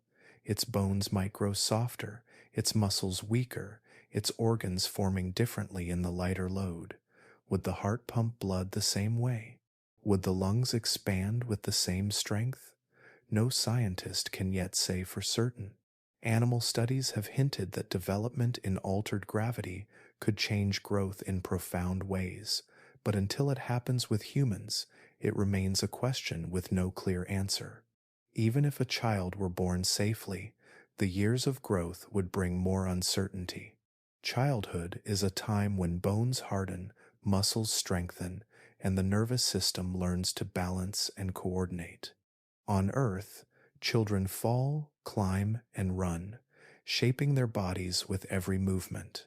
On Mars, with gravity so much weaker, those same motions would feel different. A toddler might stumble less often, but their bones may not gain the same density. Their spine might stretch taller, but at a cost of fragile strength. The first children may grow up taller than Earth children, but perhaps too brittle to survive a return to their original planet. Returning to Earth would be a terrifying challenge. For a Martian-born child, Earth's gravity might feel crushing, every step exhausting, every breath a struggle. Muscles and bones formed under lighter weight may not be able to withstand the stress of Earth's pull. Doctors might imagine ways to help, perhaps exoskeleton suits or long rehabilitation programs, but there is no guarantee. It is possible that the first Martian children could never walk comfortably on the world of their ancestors. They may be bound forever to the red planet, not by choice but by biology. And yet, the emotional weight of that first birth would be extraordinary. Imagine a small cry echoing inside a dome, the first voice of life not born on Earth. It would be the most human sound ever heard on another planet, a fragile reminder that even in the harshest deserts of space, life can find a way. That child would not only belong to their parents, they would belong to all of humanity, a symbol of survival and courage unlike anything before. The first Martian child may be the bravest human ever born, not because they chose the risk, but because they lived it. For the settlers watching, that child would be both hope and warning. Hope, because it would mean Mars can support not just explorers but families. Warning, because every heartbeat, every step, every challenge would remind them of the dangers still hidden in this new world. The future of the colony may depend not just on rockets or reactors, but on whether the children of Mars can thrive. And as these questions loom, another one will quickly follow. Who will decide the rules for such a fragile society? Who will govern a colony where the stakes are survival and where every mistake could ripple into disaster? As the colony grows, a new question will rise from beneath the surface of daily survival. Who will be in charge? On Earth, every nation has its governments, its systems of law, its networks of authority. But on Mars, there will be no ancient institutions to fall back on. There will only be the settlers, their machines, and the fragile walls that keep them alive. Authority cannot be an afterthought in such a place. Without it, chaos could spread faster than any dust storm. At first, it might seem simple. If SpaceX builds the rockets and carries the settlers across space, perhaps they will lead. The company could appoint managers, set the rules, and run the colony as a private venture. But many people recoil at the thought of a corporation holding absolute power over human lives, especially when survival itself is at stake. The dream of Mars was never meant to be just a business project. It is about humanity's future, not simply a company's success. Then there is NASA, with decades of experience in exploration and discipline in the face of risk. NASA could guide the colony with its long history of mission control, training, and structure. Yet NASA is a government agency tied to the politics of Earth. Could a government body from one nation be trusted to govern a world that belongs to all? The same questions apply to the European Space Agency, to Russia's Roscosmos, to China's space program, and to every rising player in the race to the red planet. Some imagine the United Nations taking the role, shaping Mars under a single banner meant to represent the whole of Earth. Treaties already exist, stating that no nation can claim ownership of another planet. On paper, this suggests Mars belongs to everyone, or perhaps to no one. But history reminds us that what is written on paper often changes when boots touch the ground. Would the colonists themselves accept orders sent across millions of miles by people who have never set foot on their new world? Or would they see themselves as independent from the start? No matter who claims control, the need for rules will be undeniable. Even in the earliest days, with only a few dozen people, disputes will happen. A broken machine, a lost shipment, an argument over resources, even conflicts of personality could put lives at risk. Without a system of justice, small disagreements could become dangerous. The colony will need laws. It will need leaders to enforce those laws, judges to interpret them, and perhaps even police to keep order. The settlers may find themselves building courts not out of stone or wood, but out of necessity. And with that comes the question of rebellion. History whispers warnings here. On Earth, every great colony eventually strained against the control of distant rulers. Settlers who once saw themselves as loyal subjects grew restless, their loyalty replaced by the desire for self rule. From the American colonies breaking away from Britain to outposts in faraway lands seeking independence, the pattern repeats. Mars could follow the same path. The colonists may one day say, "We are too far from Earth, too different, too independent to be governed by those who remain behind." Imagine the tension of such a moment. Earth watching from afar, insisting on its authority, Mars pushing back, driven by the belief that they are no longer Earthlings, but Martians. It could unfold as negotiation or as conflict, and while weapons may not be the settlers' priority, power does not always come from guns. It can come from control of resources, of communication, or of ships traveling between the worlds. If history is a guide, the seeds of rebellion may already be planted the moment the first settlers call Mars their home. Yet all of this, for now, will remain uncertain. Governance on Mars may start as a patchwork, improvised rules drawn up in cramped habitats, agreements forged at tables where survival is the only concern. But as the colony expands, as families grow and generations are born, those rules will harden into institutions. Out of necessity, Mars will shape its own system of order, and even as questions of law and leadership weigh heavily, life on the red planet will not stand still. The settlers will not only work for survival, they will also begin to dream of new possibilities, where Mars is not just a camp for pioneers, but a place where industry, tourism, and opportunity might bloom. Survival will always be the first challenge on Mars, but survival alone cannot carry a colony forever. Once the basics of food, shelter, and safety are secured, human ambition will inevitably turn towards something more familiar, something that has followed every frontier in history. Profit. Mars may begin as a fragile outpost clinging to existence, but in time, it will attract industry, commerce, and even tourism. The same world that forces settlers to fight for every breath could one day become a playground for the wealthy and a mine for rare treasures hidden beneath its crust. Tourism will almost certainly come first. Earth's wealthiest individuals, who already pay millions for brief rides to the edge of space, will be eager to claim a seat on a starship bound for the red planet. Imagine the allure of stepping onto alien soil, gazing across endless deserts, and sending home the first vacation photos from another world. The cost will be astronomical at the start, a ticket price only billionaires and visionaries can afford, but for them, the expense will not matter. They will come for bragging rights, for the story, for the unmatched experience of saying, "I walked on Mars." With their arrival will come the trappings of comfort. Habitats built for explorers will not be enough for tourists who expect luxury. Special domes may rise with wide windows looking out across the plains, transparent shields allowing visitors to feel as if they are standing under the Martian sky without ever leaving safety. Suites will be prepared with soft beds, gourmet meals, and simulated Earth-like environments.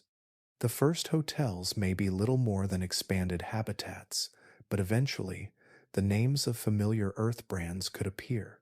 Perhaps one day, there will be a McMars burger, a Red Planet coffee shop, or even luxury spas offering the novelty of a Martian dust treatment.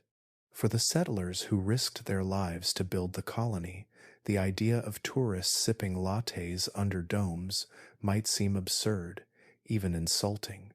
Yet tourism will bring more than vanity.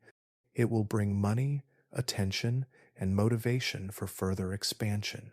Each wealthy visitor will be another link in the chain that transforms Mars from a survival camp into a destination.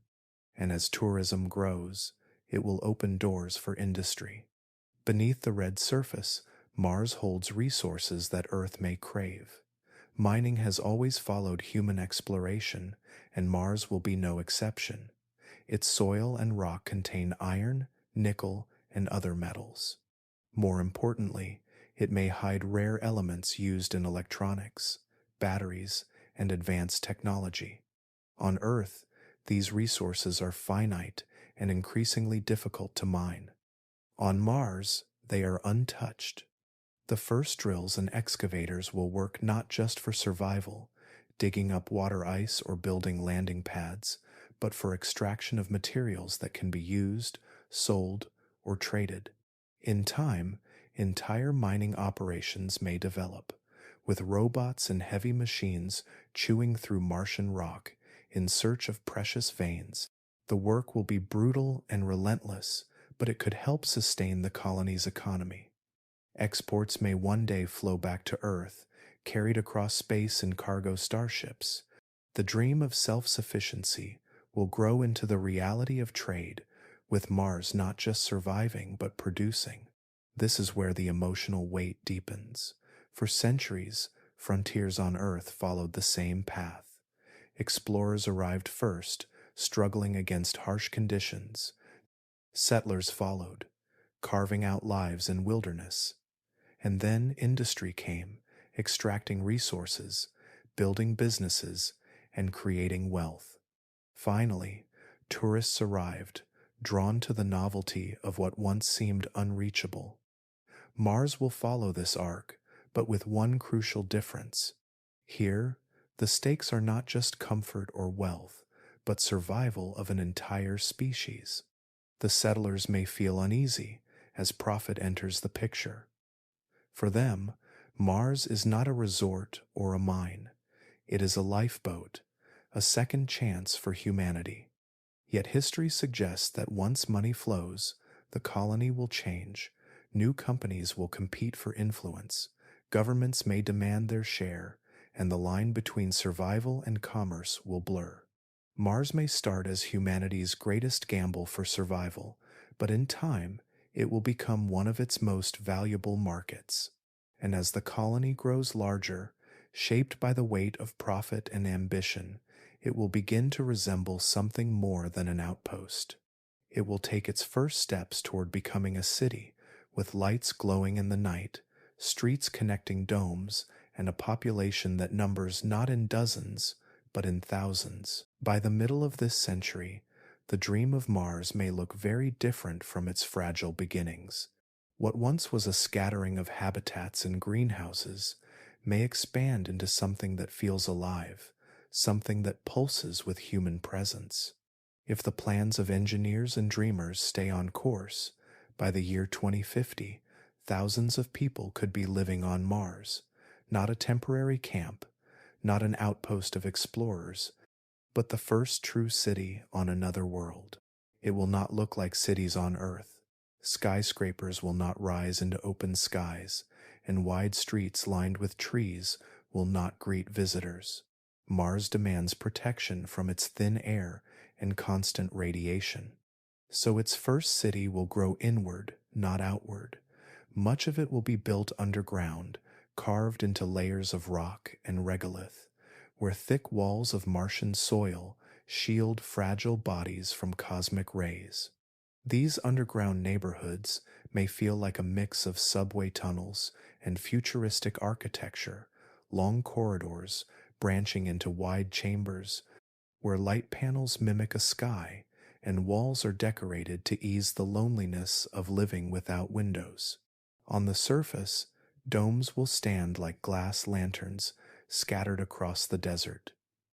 Each one will serve as a beacon of human life, glowing against the endless red horizon. Some will house greenhouses, their interiors glowing with the soft greens and yellows of crops. Others may become gathering spaces where settlers can walk in light shirts without the weight of suits, breathing carefully managed air and seeing the vastness of Mars just beyond the transparent walls. For children born in this city, these domes may be the only places where they can run and play freely, their laughter echoing under the curve of alien glass.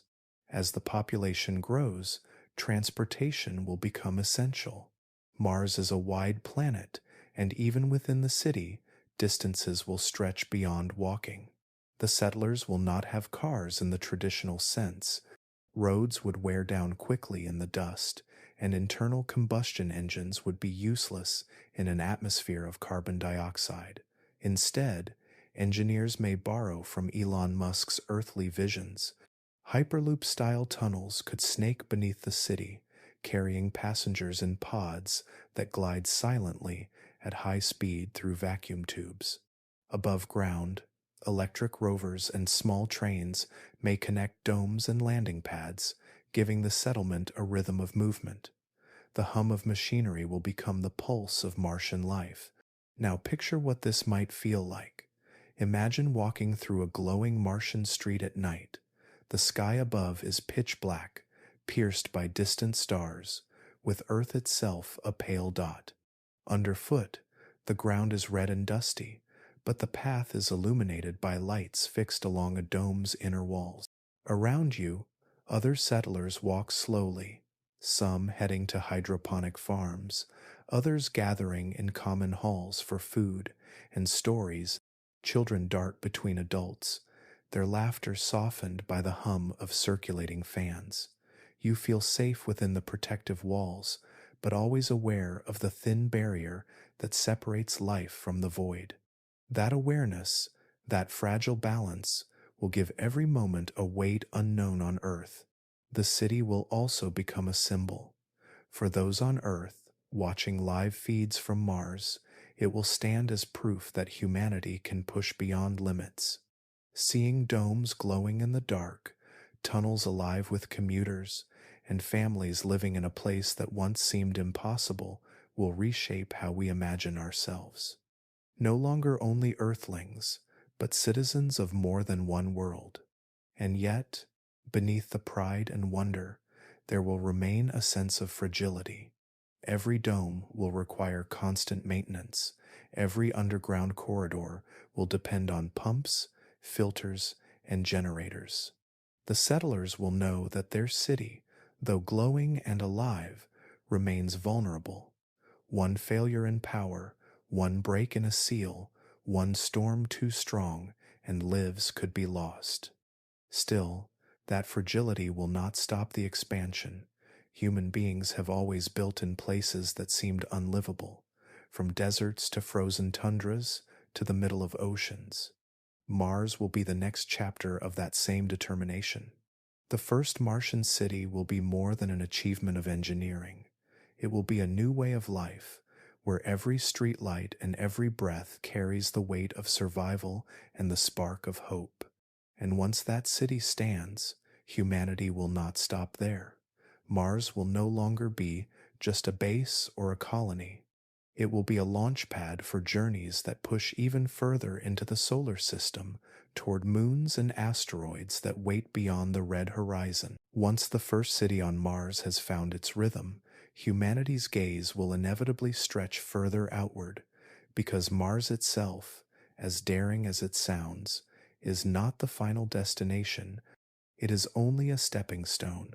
From its orbit, two small moons drift silently above the planet like watchful companions, Phobos and Deimos. They are little more than lumpy, cratered rocks compared to Earth's moon, but their importance could be profound. They may become the next outposts of humanity, way stations in the larger journey into the solar system. Phobos, the larger of the two, circles Mars so closely that it races around the planet faster than Mars itself rotates. From the ground, it appears to rise and set twice in a single Martian day. For settlers on Mars, this tiny world could become more than a curious sight in the sky. Engineers imagine building small stations on its dusty surface, places where spacecraft can land and refuel before venturing deeper into space. Because Phobos is so small, its gravity is barely there. That means ships could land and leave with far less fuel than they would need to escape Mars itself. In many ways, Phobos could serve as the gas station of the red planet. Deimos, smaller and farther out, may serve a different purpose. Its gentle orbit makes it a quieter and more stable location for building observation stations or communication hubs. From Deimos, humanity could watch both Mars below and the wider reaches of the solar system beyond. Together, these moons may become the first stepping stones away from Mars, their hollow interiors and loose soils potentially useful for mining or even hollowing into radiation-shielded bases. Settlers may someday look up at the sky, knowing that not only are there people on Mars, but also small communities above, clinging to the shadows of Phobos and Deimos. But the ambitions will not stop there. Beyond Mars lies the asteroid belt, a sprawling collection of rocky bodies that orbit between Mars and Jupiter. Among them is one giant unlike the rest. Ceres, the largest object in the belt, nearly a world of its own. It contains vast amounts of water locked in ice beneath its surface. For future explorers, that water is not just a scientific curiosity. It is fuel. Split into hydrogen and oxygen, it could power rockets. Used as liquid, it could sustain life. Extracted in bulk, it could become the resource that fuels expansion across the solar system. Imagine ships setting out from Mars, stopping at Phobos or Deimos to refuel, then pushing onward to Ceres. On its icy surface, mining operations could hum quietly, robotic drills cutting into frozen plains. Greenhouses lit under protective domes could support crews working there, harvesting water, extracting minerals, and sending shipments back to Mars. Over time, Ceres could become a hub of its own, a crossroads for spacecraft traveling deeper into the solar system. From there, Jupiter's moons, or even Saturn's rings, might not feel so impossibly far. This expansion will not just be about resources, it will be about perspective. On Earth, humanity once looked across oceans and wondered if the horizon was the end of the world. Then, explorers crossed those horizons and found new lands, new routes, new futures. Mars is the next horizon, but Phobos, Deimos, and Ceres will stretch that horizon further still. They will remind humanity that even a planet as vast as Mars is only a beginning. The emotional weight of this step is almost impossible to overstate.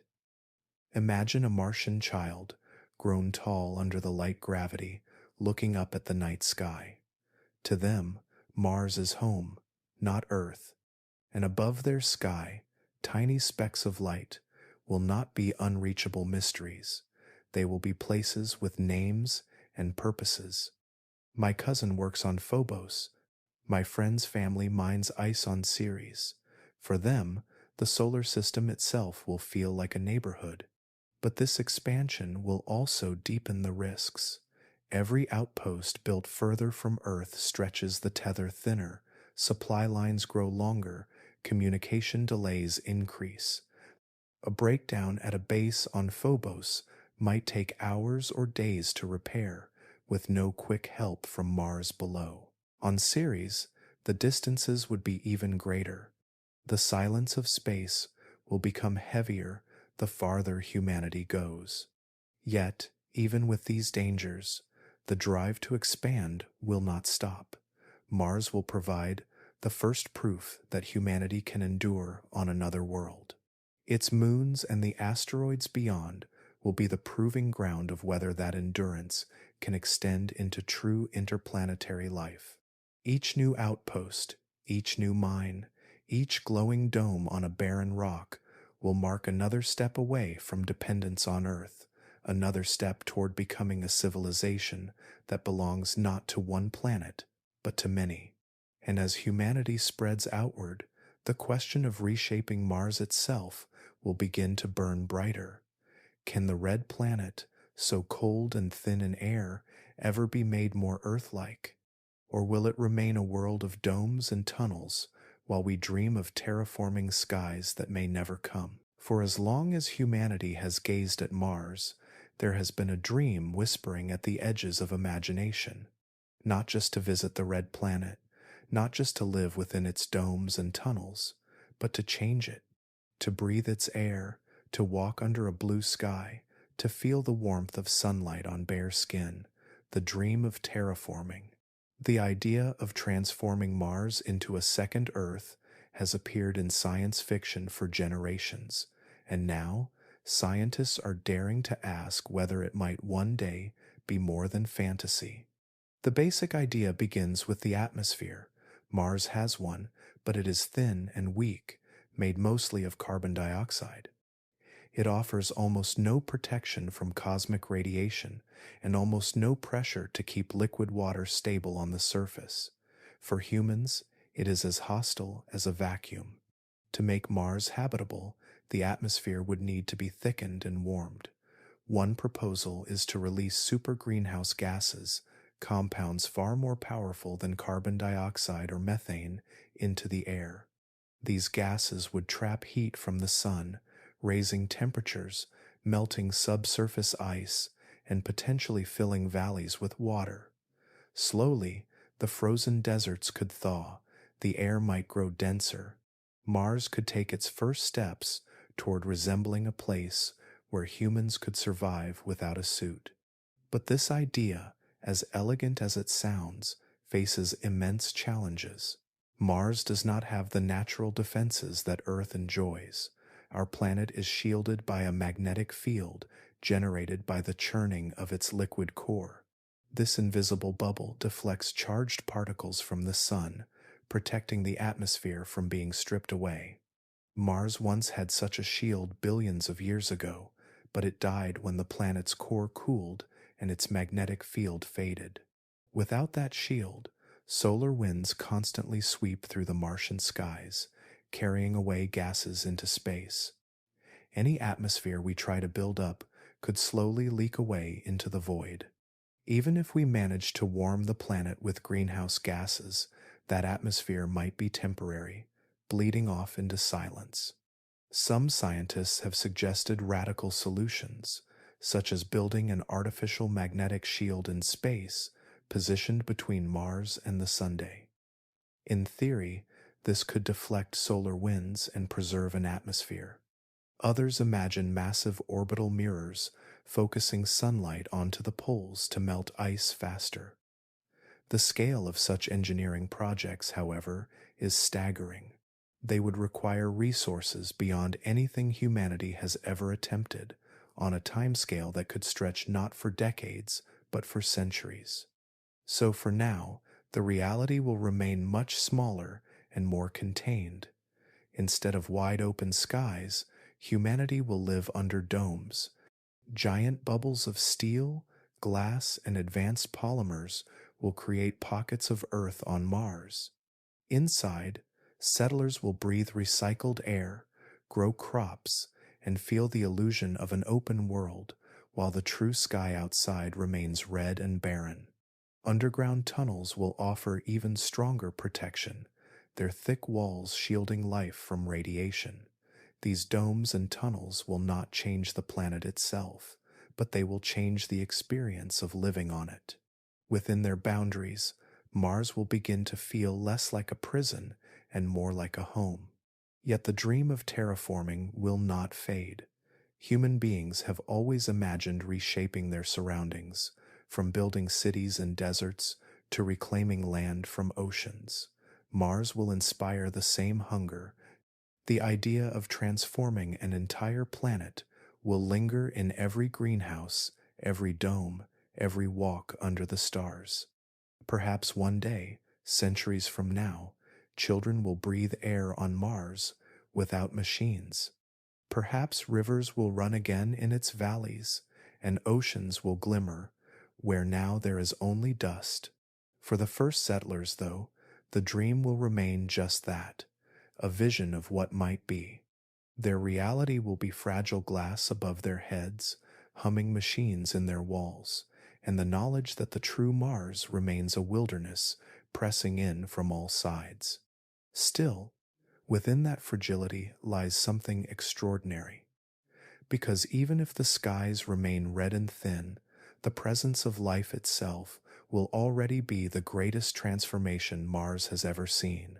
And as settlers build culture and community within their domes, another question will begin to rise. How will life on Mars change not just the planet, but the people themselves? What kind of art, stories, and identity will grow in a place so different from Earth? When the first settlers arrive on Mars, their lives will be consumed by survival. Air, food, water, and warmth will occupy every thought. Yet as time passes and the colony stabilizes, something deeper will begin to grow. Human beings do not live on bread alone. We live on stories, songs, laughter, and meaning. Slowly, within the domes and tunnels, a culture will emerge that is unlike anything Earth has ever known, a Martian identity. This identity will not appear overnight. At first, settlers will cling to the cultures they brought with them. They will watch movies from Earth, play Earth's music, and read books written under blue skies. Families will tell their children about oceans, forests, and rainstorms they may never see with their own eyes. But as new generations are born on Mars, something will change. Those children will know Earth only as a distant light in the sky. For them, home will not be green hills or busy cities. Home will be red dust, glowing domes, and the constant hum of machines. Their sense of belonging will shape a culture that is not imported, but created. Art will be one of the first sparks of this new culture. Imagine a Martian child drawing their first picture, not of trees or rivers, but of the stars above their dome. Their crayons filling paper with shades of red and black, dotted with pale lights. Later, artists may carve murals into the rock of underground tunnels, depicting the struggles and triumphs of the settlers.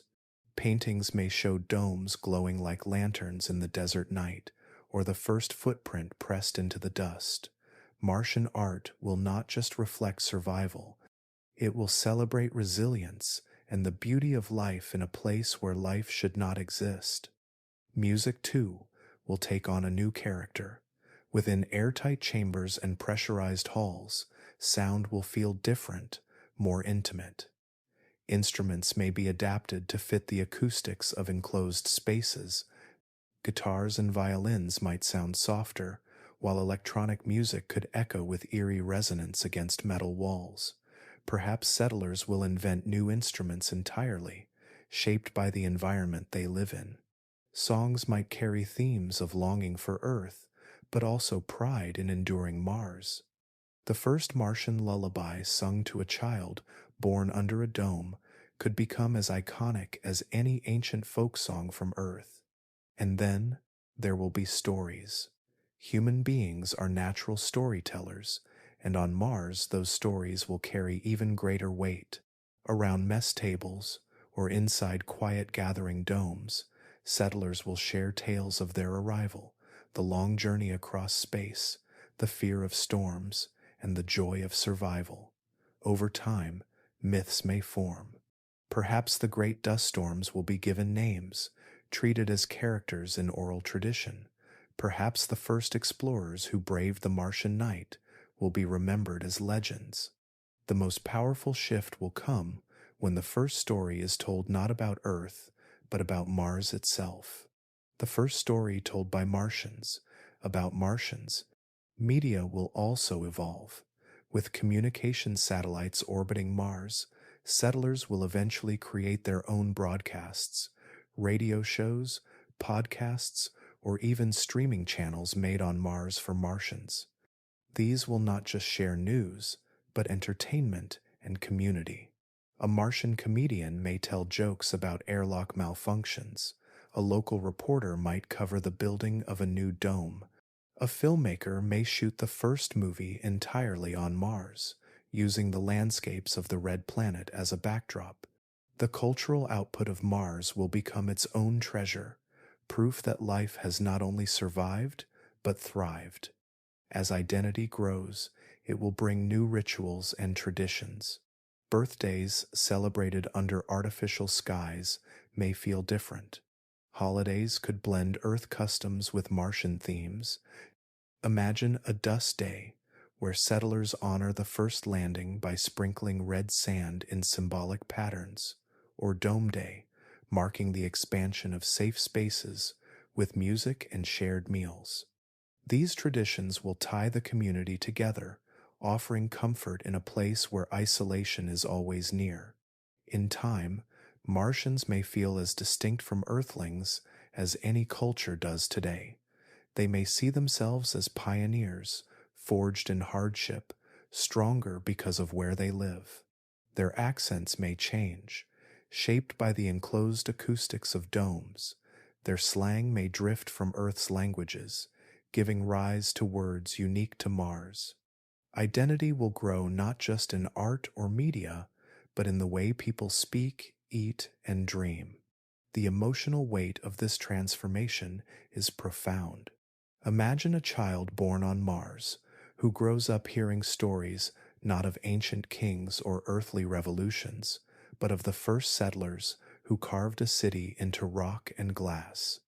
Their heroes will not be astronauts seen on screens, but their own grandparents. Their myths will not be of distant Earth, but of their own fragile and glowing home.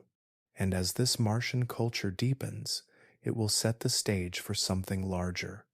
Culture shapes unity, and unity shapes survival. For Mars to endure, its people must feel not only that they are living there, but that they belong there. And once they do, the colony will face new questions of power, leadership, and independence. Who truly rules Mars? For every vision of glowing domes and Martian cities, there are shadows that hang just as heavy. Mars is not only a frontier of opportunity, it is also a place where survival could unravel at any moment. The risks are not small setbacks. They are threats that could end the dream entirely, leaving behind only silent wreckage in the red dust. One of the most immediate dangers comes from the planet itself. Mars is famous for its dust storms, immense tempests that can stretch across entire continents. Some last for weeks, blotting out the sun with clouds of fine red particles. For solar panels, these storms are a nightmare.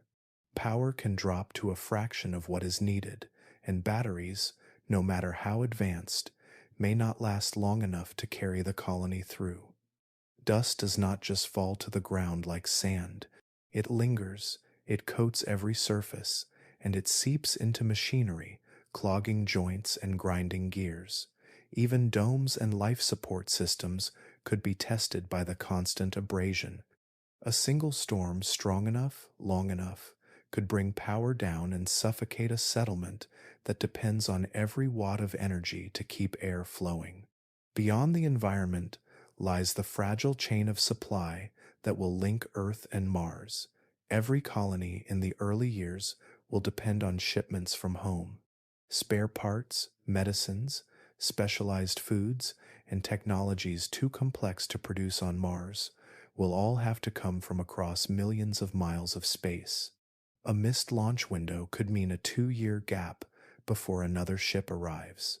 If something goes wrong during transport, if a rocket fails or cargo is lost, the settlers may find themselves without what they need to survive. Imagine a critical part for water recycling delayed, or a medical shipment arriving too late. The margin for error is razor thin, and failure in the supply chain could be catastrophic. Disease is another specter. In the closed environments of domes and tunnels, illnesses could spread rapidly. A simple flu on Earth is inconvenient, but on Mars, it could cripple an entire base.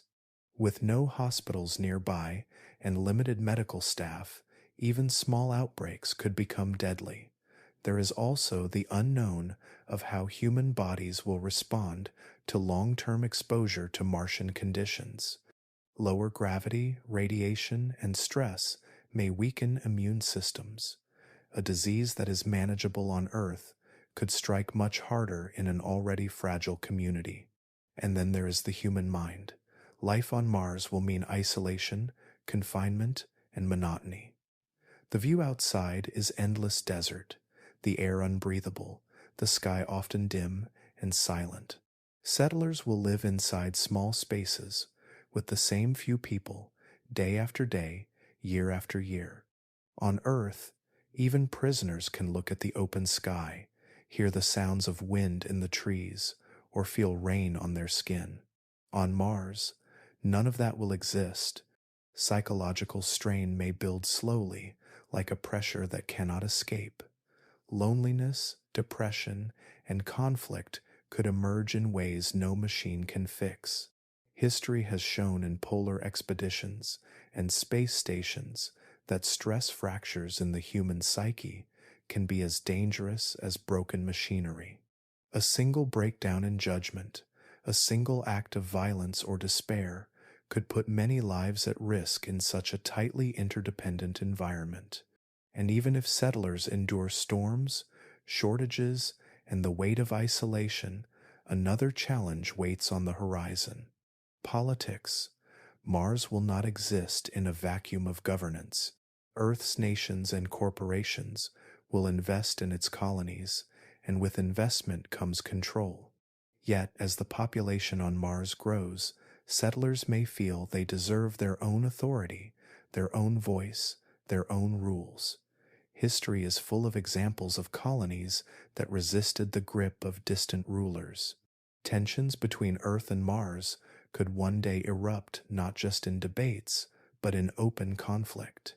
Imagine a settlement refusing to follow Earth's orders, cutting off trade, or declaring independence.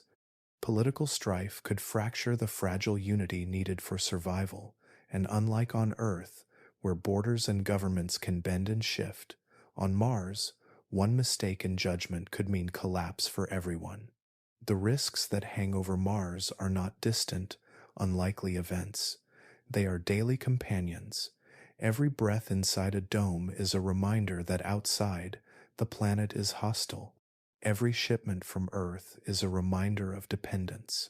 Every argument among settlers is a reminder that human frailty follows us wherever we go.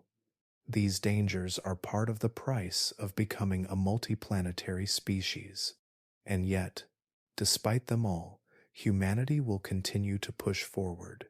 Because if we can endure the risks, then the question will no longer be whether Mars can survive us, but whether we can survive Mars long enough to make it our own. The farther a colony drifts from its parent world, the harder it becomes to maintain control. On Mars, that distance is not measured in oceans or continents, but in millions of miles. Radio signals take between 10 and 20 minutes to travel one way. That means a simple exchange of questions and answers could take nearly an hour. Commands from Earth will never be immediate, and authority will always feel delayed. For settlers risking their lives each day in an alien world, that delay could become unbearable. At first, Earth's governments, corporations, and space agencies will likely set the rules. SpaceX may control transportation, NASA may oversee safety protocols. The United Nations could attempt to regulate who claims what land or resources. Colonists will be expected to follow the guidance of these distant powers, because the survival of the outposts will depend heavily on shipments, funding, and expertise from Earth. But history suggests that loyalty, under such circumstances, never lasts forever. Consider the great waves of colonization on Earth. When Europeans settled in the Americas, they began as dependent outposts. Supplies, soldiers, and governors arrived from across the Atlantic. Yet, over time, the settlers grew restless. They were the ones planting crops, facing winters, and defending against hardship. Eventually, they decided they should also decide their own laws. From the American Revolution to the struggles for independence across Africa and Asia, history shows a pattern. Colonies eventually demand autonomy. Mars may follow that same rhythm, but the stakes will be even higher. Colonists will be putting their lives on the line each day. They will be the ones sealing airlocks, fixing oxygen systems, and battling dust storms. From their perspective, no one sitting comfortably under Earth's blue skies can truly understand what survival on Mars requires. When resources are scarce and danger is constant, Mars may argue that decisions cannot wait for Earth's approval. The settlers may begin writing their own rules. But what happens when those rules conflict with Earth's interests? Imagine Earth corporations investing trillions of dollars into Martian infrastructure, only to see colonists declare ownership. Or governments on Earth insisting that Martian resources belong to humanity as a whole, while settlers argue that only those who risked everything to live there should decide how they are used. The seeds of political conflict are already visible in theory, long before the first permanent colony has even been built. The emotional side of this struggle may be even stronger. Colonists will not just see themselves as earthlings abroad. Over generations, they may begin to feel like Martians. They will develop their own culture, their own accents, their own traditions. A child born on Mars will not know Earth except through stories and screens. For them, Earth may feel as distant and mythical as ancient homelands once did for immigrants centuries ago. That shift in identity will fuel a desire for self-determination. If Mars declares independence one day, it may not come with a single loud announcement. It may begin quietly, with local councils making decisions without waiting for Earth. With new laws passed inside domes, new courts formed to settle disputes, and new leaders chosen by the colonists themselves. Perhaps at first, Earth will tolerate it, but if disagreements grow sharp enough, pressure will rise. The question will then become whether Earth tries to enforce its control or lets Mars stand on its own. The parallels to Earth's history are striking, but the differences are even more haunting. On Earth, colonies rebelled with armies and ships. On Mars, open conflict would be almost unthinkable. A war between Earth and Mars would mean cutting off supply lines, sabotaging life support, or controlling who has access to vital technologies. The cost would not be measured in soldiers, but in entire settlements collapsing into silence. That knowledge could make independence a slow, tense negotiation rather than a sudden break. Yet the idea will linger, perhaps as a whisper in the minds of Martians with every generation. Do they truly belong to Earth, or do they belong to themselves? Every birth on Mars, every tradition that develops, every story written in red dust will push them closer toward identity and autonomy. Someday, a Martian flag might rise above a dome, not as a symbol of rebellion, but as a declaration of existence. And as the struggle for independence simmers, another question will loom even larger. Beyond politics and power, why does humanity need Mars at all? What greater purpose does it serve for civilization to stretch itself across planets? The answer lies in the idea of survival, of creating a backup for our fragile species, a lifeboat for all of human history. Every civilization in history has carried with it an unspoken belief that the world beneath their feet was secure. Ancient kingdoms thought their rivers would always flow, their fields would always produce, and their walls would always stand.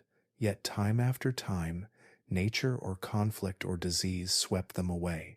Earth itself has survived for billions of years, but humanity has been here for only a fraction of that time. We have built cities, written history, and filled the skies with machines, yet we remain tied to a single fragile planet. And that fragility is the very reason Mars is often described as humanity's insurance policy. Being multiplanetary is not about adventure alone, and it is not only about curiosity, it is about survival. Earth has been struck by asteroids before. Dinosaurs ruled for over 100 million years until one impact changed everything in a single moment. Humanity has seen how thin the margin can be. Volcanoes can choke the skies, climate can tip into chaos. Even our own inventions, from nuclear weapons to uncontrolled technology, can endanger the home that feels so permanent. One planet is a single point of failure. If Earth falls, there must be somewhere else for the story of life to continue. Mars offers itself as that lifeboat. It is not a perfect choice. The planet is harsh, cold, and unforgiving, yet it is reachable. Its soil can be mined, its ice can be melted, its thin air can be transformed into fuel and oxygen. It is far enough away to survive if Earth suffers a global catastrophe, but close enough that humans, with enough effort, can still travel there. It may never be Earth's twin, but it can be Earth's echo, carrying the torch of life forward if disaster strikes. The emotional weight of this idea is immense. Imagine a future where Earth suffers a catastrophe. Perhaps a nuclear war poisons the skies, or a runaway climate tips into irreversible collapse. Perhaps an asteroid burns the oceans and darkens the continents. In such a moment, what would humanity become? If Mars is colonized, it would not be the end of our story. Somewhere, under glowing domes and inside carved tunnels, life would continue. Children would still laugh, families would still grow, and the knowledge of our species would survive. Mars could be the ark that carries civilization through storms greater than anything Earth has yet seen. This lifeboat vision changes the meaning of colonization. It is not just about escaping to another world, but about ensuring that humanity itself has a future. On Earth, cultures rise and fall, but as long as life finds a way forward, the story continues. Mars expands that possibility beyond one fragile world. It becomes a guarantee that humanity is no longer a single accident away from extinction. The presence of a second home also has a strange way of reshaping perspective. If a colony survives on Mars, then life is no longer tied only to Earth's fate. It adds resilience to the species as a whole. It also adds responsibility. Those who step onto Mars carry not just their own lives, but the survival of human history. Every tool they use, every seed they plant, every dome they build is part of something much larger. They are writing a continuation of humanity's story in case Earth's chapter ever ends. Of course, the lifeboat is not a promise of safety. Mars itself holds risks that could destroy a colony before it ever grows strong. Yet even the attempt matters. Insurance does not guarantee that disaster will not strike, but it softens the blow if it does. For humanity, Mars is that safety net. And if it succeeds, the very existence of Martians could ensure that Earth is never the end of the line. Picture it centuries from now, when stories of Earth's tragedies are whispered under alien skies. Perhaps the colonists will gather children around a glowing heater and tell them that once all of humanity lived on a single blue planet, and that planet nearly lost everything. And then they will say, "But we endured, because Mars carried the torch." That image is what gives weight to the dream. Colonization is not only about rockets, science, and technology. It is about giving humanity more than one chance. And once Mars is seen as insurance, a new question follows. If survival is secured, what does that survival mean for those who remain on Earth? What lessons will Mars bring back to us? What technologies, ideas, and transformations will ripple home to shape the lives of those who never leave the cradle? For many, Mars feels impossibly far away, a dream reserved for astronauts, engineers, and visionaries with rockets in the desert. Most people will never step foot on the red planet, never feel the crunch of dust under a space boot, never see the sun rise twice as small against a salmon sky. Yet the effort to reach Mars will still touch every single person on Earth, because just as Apollo reshaped technology and industry in ways no one expected, the push to build a new world will ripple back home in ways far beyond rockets and domes. When humanity dares to solve problems as enormous as colonizing Mars, the solutions do not remain locked away on the frontier. They return, transformed, as everyday tools. Energy is one of the clearest examples. To survive on a world where the sun is weak and storms can last for weeks, engineers are being forced to design power systems that are stronger, cleaner, and more efficient than anything we currently have. The miniature nuclear reactors, known as kilopower, are being developed to sustain colonies, but they also point to a future where homes, towns, and disaster zones on Earth could be powered by safe, portable energy sources. Solar technology, too, will be pushed to its limits. The panels that will endure Martian dust and extreme cold may one day line rooftops on Earth, cheaper and tougher than any we know today. Robotics will be another gift from Mars. Settlements will not be built by human hands alone. Machines will mine ice, assemble structures, and repair systems in environments too hostile for settlers to linger. These robots must be resilient, adaptable, and capable of working for years without constant human supervision. The same traits are exactly what Earth needs for maintaining infrastructure, responding to disasters, and even caring for the elderly. As Mars teaches us to rely on robots as partners, Earth will inherit machines that are less like tools and more like companions in survival. Medicine, too, will be forever changed. Colonists will live months away from the nearest hospital, cut off from Earth's supplies. Doctors will need to diagnose with minimal equipment, treat illnesses with limited drugs, and even perform surgery in cramped, controlled environments. To prepare for this, scientists are already advancing telemedicine, bioprinting of tissues, and compact diagnostic tools. The result will not only serve Martian settlers, it will serve people in remote villages, disaster zones, and crowded cities here on Earth, where access to advanced healthcare is still limited. In the end, Mars could become the harsh teacher that forces humanity to perfect medicine for everyone. Yet the meaning of Mars is not measured only in technologies. It carries something deeper, something emotional and unifying.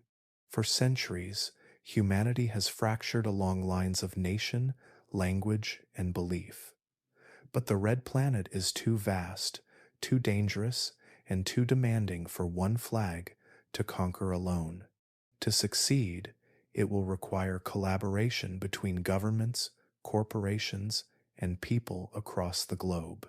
That kind of shared dream has the power to remind us that we are, at our core, one species standing together on a small rock in the void. Mars becomes a mirror, showing us how fragile we are when divided and how powerful we could be when united. The emotional impact of seeing humans on Mars may be as profound as the first steps on the Moon. Billions of people will watch, and for a moment, differences will dissolve. A child in Nairobi, another in Mumbai, another in Buenos Aires will all look at the same screen and feel the same wonder. For a fleeting instant, humanity will breathe as one. And just as Apollo inspired generations of scientists and dreamers, Mars will inspire not only engineers, but storytellers, artists, and children who grow up believing that no frontier is too far. Even if you never leave Earth, Mars will shape your life. It will change how you power your home, how you see your doctor, how you connect across borders. It will remind you that survival is not just about comfort, but about vision, and perhaps most importantly, it will show you that humanity's story is not confined to one planet. And with that meaning carried back to Earth, the story does not end here, because beyond Mars lies something even greater: the challenge of carrying humanity's legacy into the wider cosmos. The final question becomes not whether we can survive, but what kind of civilization we will choose to become. From the very first spark of curiosity that sent probes across the void, to the daring blueprints that sketched rockets larger than cathedrals, to the fragile domes and tunnels imagined beneath a red sky, the dream of Mars has never been only about distance. It has always been about transformation. We began this journey facing the impossible: dust storms that could smother a city, soil laced with poison, radiation seeping silently from the heavens. Every obstacle whispered that Mars was not meant for us. Yet again and again, humanity has chosen not to turn away, but to ask the harder question: what if we tried anyway? The story of colonizing the Red Planet is not a tale of one machine or one company. It is a symphony of survival. Rockets that roar with the strength to carry hundreds of tons across the gulf of space. Refueling stations hovering in orbit like cosmic pit stops. Nuclear engines humming with power to cut journeys in half. Robots crawling across alien plains, their mechanical limbs laying down the bones of a city long before the first settlers arrive. Each piece is stitched into a chain of effort, fragile yet unbroken, each link holding the weight of a dream larger than any individual. When the first cargo touches down, humanity will not cheer for machines, yet we will know that those machines bled for us. When the first habitats inflate against the Martian wind, their walls fragile bubbles between survival and death, we will understand what courage truly looks like. It will be in the hands of engineers, astronauts, and dreamers who accept that failure on this stage means more than broken metal. It means broken lives. Still, they will go, and they will build. In time, the outposts will expand. Greenhouses glowing with artificial light will turn ice into water and water into food. Small towns stitched together from metal and regolith will grow into something that feels like a community. Children will sketch with red dust on transparent domes, not as visitors, but as residents. The line between human and Martian will begin to blur until identity itself takes on a new meaning. And then, one night, far into the future, when storms have passed and the cities beneath the surface hum with power and warmth, a child will walk beneath the great dome of their home. They will look up through reinforced glass at the pale sun, at Phobos racing across the sky, and at the endless rust-red land stretching toward the horizon. And in that gaze, something will change forever. They will not see a wasteland. They will not see danger. They will not see exile. They will see home. That is the emotional weight of Mars. It is not just a colony. It is a continuation of the human story, written in a new color, painted on a new canvas. Every step on that journey, every rocket launched, every seed planted in Martian soil is part of the same unfolding tale. Humanity choosing to endure, not just for ourselves, but for every generation yet to come. And while this dream may still feel far away, it is already shaping the world beneath your feet. The energy systems built for Mars, the robots designed for survival, the medicine tested for the edge of space, they are seeds that will grow here on Earth as well. Even if you never leave this planet, Mars is already finding its way into your future. So the question remains, not only for astronauts or billionaires or scientists, but for you, sitting here tonight. Would you go to Mars? Would you trade the safety of Earth for the chance to step into history, to touch the dust of another world, to help build a second home for humankind? If this quiet journey through the science and wonder of Mars has stirred something in you, I invite you to keep exploring with me. Give this video a gentle like, Subscribe if you would like more stories of science told softly, and share in the comments where you would stand if the rockets were ready. Would you stay or would you go? As always, thank you for being part of this peaceful corner of the universe. Together, we'll keep looking up, keep wondering, and keep dreaming of what comes next.